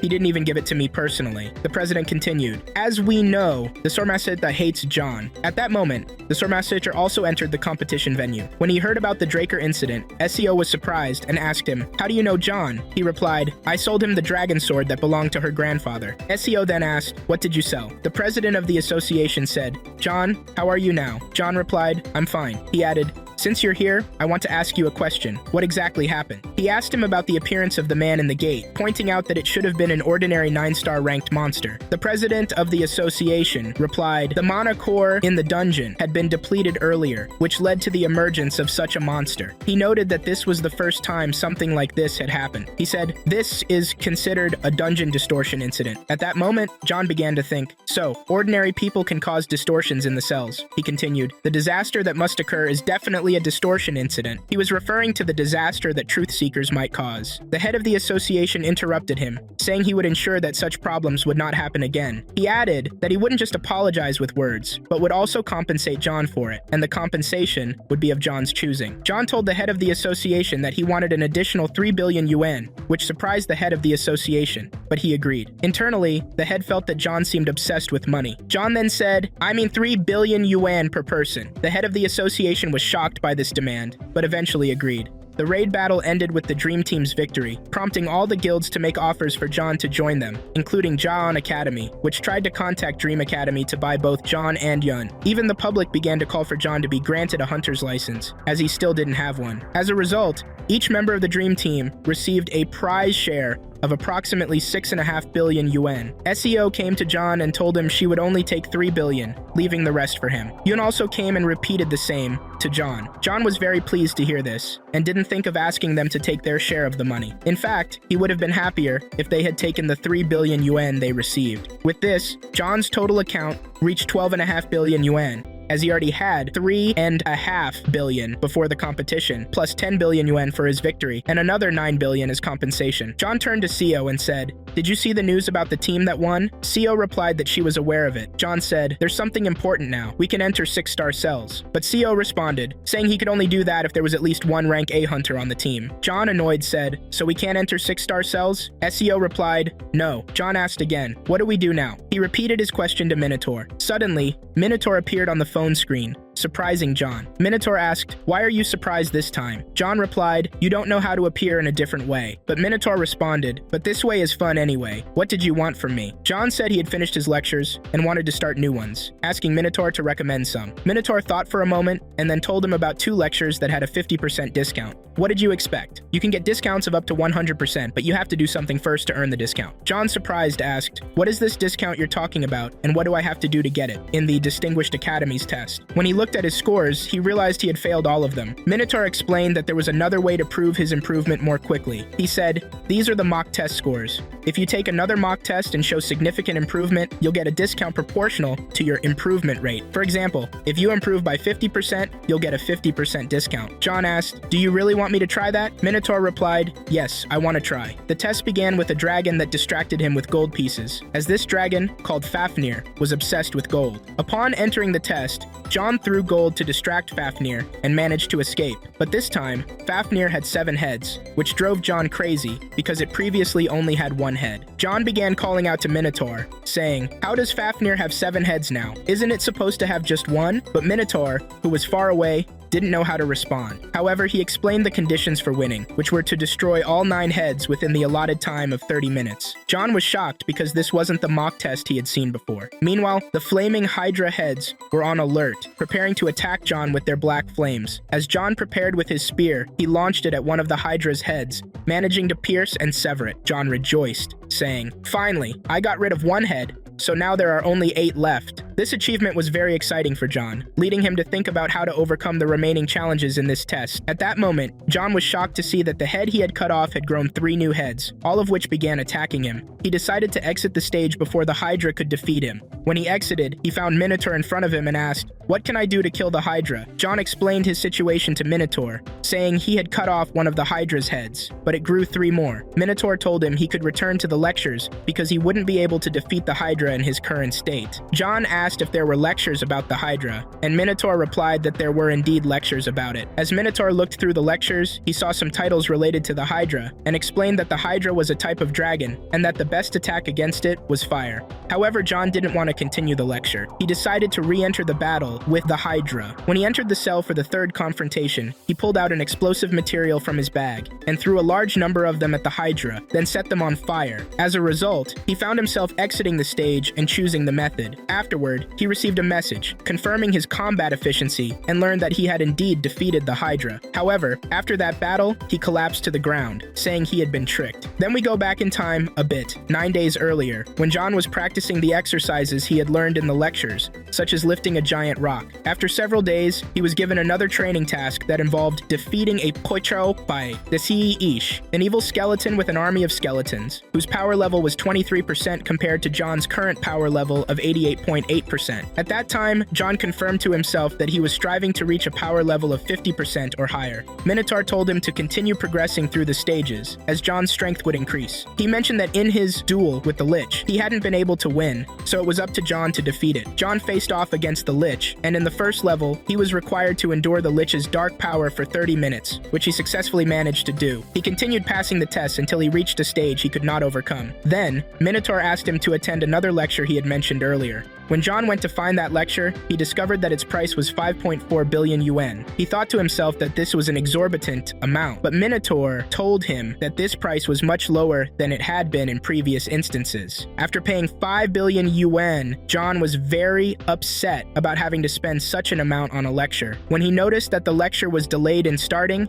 he said, "Start already. I paid 5 billion yuan for you." Shortly after, the lecture began, and the person presenting it was called the Monkey Sage. After following the lecture for a while, John realized that completing it would grant him 2 skills, so he decided to quickly begin the steps to acquire those skills. While John was attempting to execute the skill technique 1,000 times, Minotaur noticed that he was struggling to apply the steps correctly. Minotaur told him that the skills gained from these lectures would be of high value and far more powerful than any skills he had learned before. He predicted that John could learn to use a new weapon, which was why these lectures were so expensive compared to others. John stood up and decided to use his spear technique. The first skill allowed him to control rocks. John began experimenting dozens of times, and during one of those attempts, he noticed a strange blue beam appear. Suddenly, the rock started flying into the air, and he realized that the ground he was standing on was beginning to crack. Shocked by what was happening, Minotaur said to him, "I told you these lectures are important." In another scene, we saw 3 people sitting together, eating and talking. They were representatives of Ali Academy, Yaon Academy,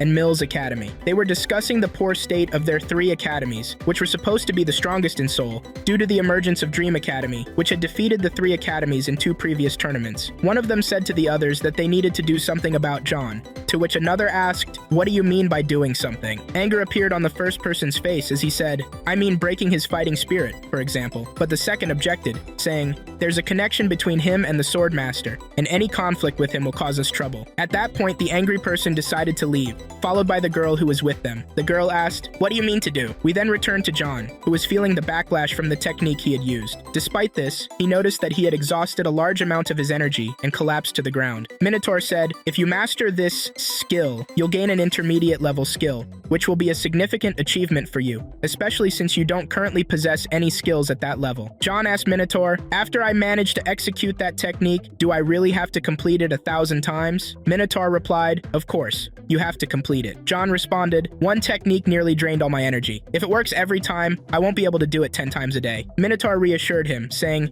"Don't worry, if it were impossible, I wouldn't have told you to take that lecture in the first place." John asked, "So is there a way for me to complete it 1,000 times?" Minotaur answered, "You need to train in mana." He then added, "You can choose between mana weight or kai weight, depending on what suits you best." John decided to choose kai weight and went to attend some lectures on the subject. The summary of that lecture was about a part of the human brain known as Niwan Gong, which is the part relied upon by fighters who use kai weight. Afterward, John looked at Minotaur and said he wanted to ask him some questions. Minotaur asked, "What do you want to ask?" John said, "Can I learn both mana weight and kai weight together?" Minotaur replied, "According to what the person you listened to said, kai weight is the domain of the mind, while mana weight is the domain of the heart. If you learn both, it would be much better than learning just one." Minotaur asked John if it was possible to combine the use of mana weight and ki weight. He replied that it wasn't a common thing, and that it was unlikely he could do both together. Minotaur thought for a moment and then said, "I'm not sure about that." John asked, "Has no one ever chosen both together before?" Minotaur answered,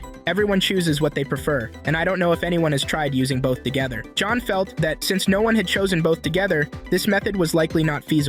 He decided he needed to ask others or trainers who had knowledge of these topics. After a while, he asked Minotaur if he needed money, and Minotaur replied, "I won't need money, and I can ask them anything I want." Meanwhile, John saw a message from Sio saying there was something important and that she wanted him to come immediately. John left Minotaur and departed, saying, "I'll talk to you later." When he arrived, He noticed that Seo was with 3 people he didn't know, so he inquired about them. SEO introduced them to him, saying, "These are representatives of the major academies. The person wearing glasses is named Jin, the girl is named Hain, and the boy is named Sung." John asked them, "What's the reason for your presence here?" They replied that they had come because of an upcoming event known as the Exchange. Jin said to everyone, "The Exchange tournament takes place between the major academies in Seoul. It's possible that Dream Academy will be one of the major academies this year." He then added, "If you can win that tournament, you'll shine even more and increase your fame in Seoul." John asked, "What's the prize for that tournament?" One of them replied, "There's no prize." John felt disappointed because he realized he wouldn't participate in something without a financial incentive. Jin said, "The goal of the tournament is to exchange experience and skills among the geniuses in the major academies." John asked Seo, "So my participation in the exchange tournament won't benefit Dream Academy?" She replied, "It's unlikely to bring any benefit." John said, "If it's unofficial and unimportant, there's no need to participate." He then thanked them for the visit and left. The Academy representatives were shocked by John's reaction, as they hadn't expected anyone to think that way. One of them said to John, "You'll regret refusing an opportunity like this later." John replied, "Why would I regret it when I won't gain anything?" As John was leaving, he noticed the presence of Minotaur and thought about having him participate in the exchange tournament to ease the pressure on himself from the 3 representatives. However, Minotaur looked at him and asked, "Why don't you participate yourself?" John replied, "I won't participate because I'm busy." Minotaur also said he wasn't interested in participating, which further shocked the Academy representatives. John told Minotaur that he might join the tournament to test the new skills he had learned. Minotaur said he would think about it. Then, John informed the representatives that Minotaur would participate instead of him, and left. One of the representatives said to the others, "What about the idea of having a prize for this tournament?" But the girl responded, "No one has ever thought of putting a prize for the exchange tournament because it's considered unconventional." Minotaur then asked John, "Why do you want that prize? You already won a big prize in the last tournament." But before John could respond, the 3 representatives approached him again and called out to him, saying that the issue of the prize wasn't a big deal. They explained that they wanted John to participate in the exchange tournament with them so their students could compete against him, benefiting both sides and improving their skills. They added that John wouldn't participate without a prize, so they decided to include one. However, their motive wasn't out of admiration for John, but because they wanted to understand how he had enhanced his strength so quickly. This way, their academy students could learn and develop those methods faster. They also told John that they had some conditions for including the prize in the event. The scene shifted to Yusan, who was training with her new powers. It was revealed that her trainer was of rank A and had been with John in the Black Forest dungeon. We then returned to John and Minotaur, where Minotaur was showcasing his new skills to John. They discussed the prizes for the upcoming tournament, and Minotaur mentioned that the first place would receive 6 billion yuan, the second place 4 billion, and the third place 2 billion, making the total prize pool 12 billion yuan. John wondered, if the tournament is individual and not team-based, does that mean I'll get 6 billion yuan if I win? He began thinking about what he would do with that money. Then the conditions for the tournament were recalled, where it was established that all members of Dream Academy would participate,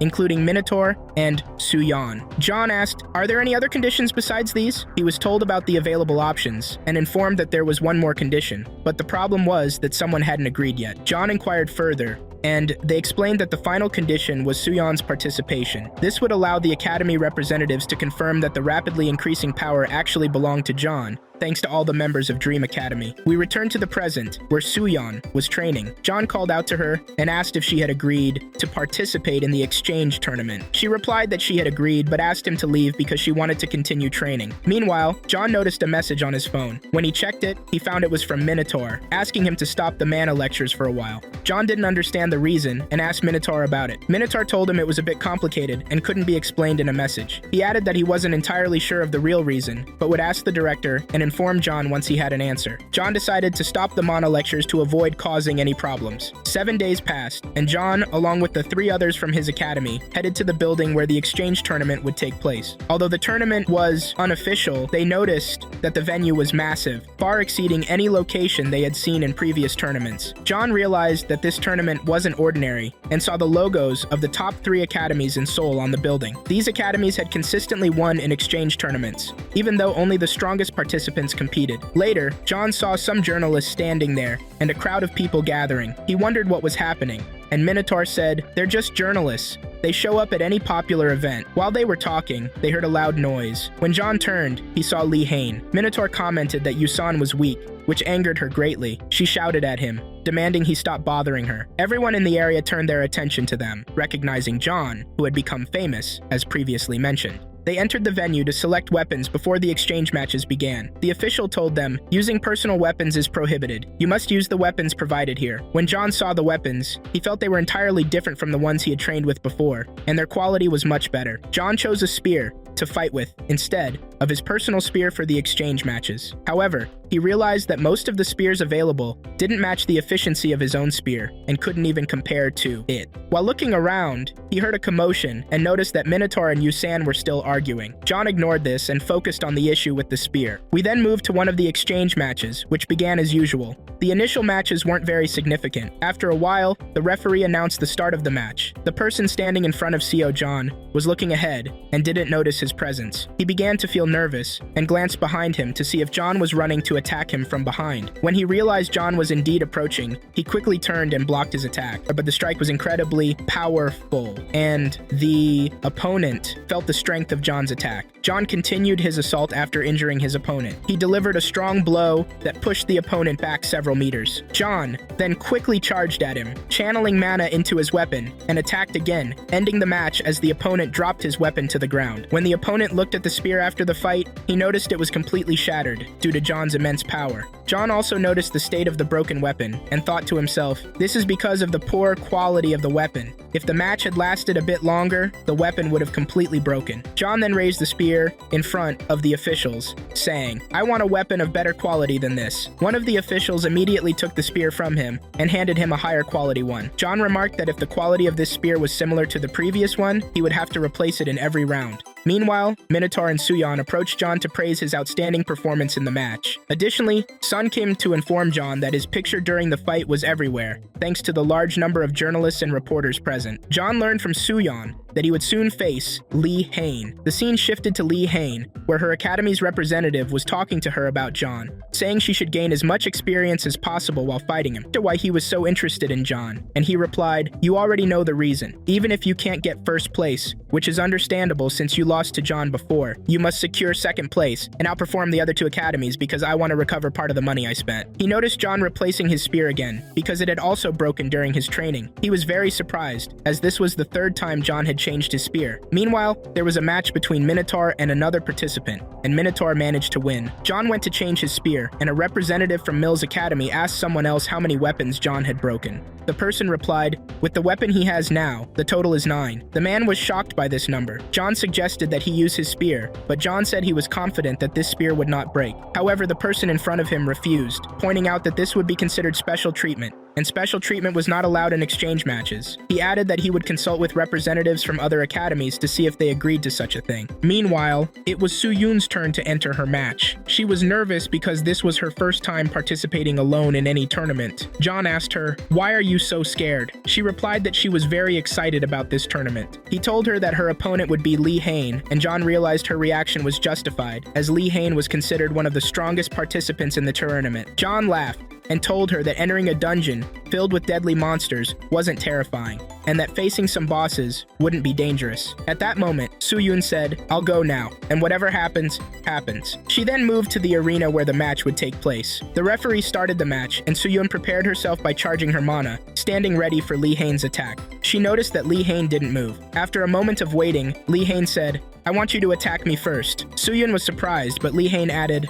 "Attack with everything you've got." Suyun began gathering more power and prepared to attack Lee Hain with all her strength. However, Lee Hain didn't do anything. She stood still, with her weapon pointed toward the ground. Suyun used a skill known as Fear Cyclone and attacked Lee Hain with all her might, but as she approached, Lee Hain didn't take a defensive stance. Instead, she managed to dodge the attack at the last moment and began counter-attacking Suyun, evading all her strikes. Meanwhile, the academy representatives were watching the match, commenting that Suyun was foolish because the type of power she was using would have been better suited for long-range attacks. Fighting in close combat was considered her weakness. Back in the match, Suyun kept trying to attack Lee Hain, but couldn't land a single hit. Lee Hain asked her, "Is that all you've got?" Before Suyun could respond, Lee Hain delivered a powerful blow that injured her. Suyun felt her actions had been foolish, but she used a skill known as Lightning Strike, thinking it would affect Lee Hain. However, she soon realized that the skill had no effect on her. Lee Hain stood up and threw Suyun to the ground, making it clear that she had won the match. She approached Suyun, grabbed her by her clothes, and insulted her. The other participants from Dream Academy were shocked and demanded that Lee Hain stop, but she ignored ignored them. She threw Soon to the ground again and walked away, leaving John feeling irritated.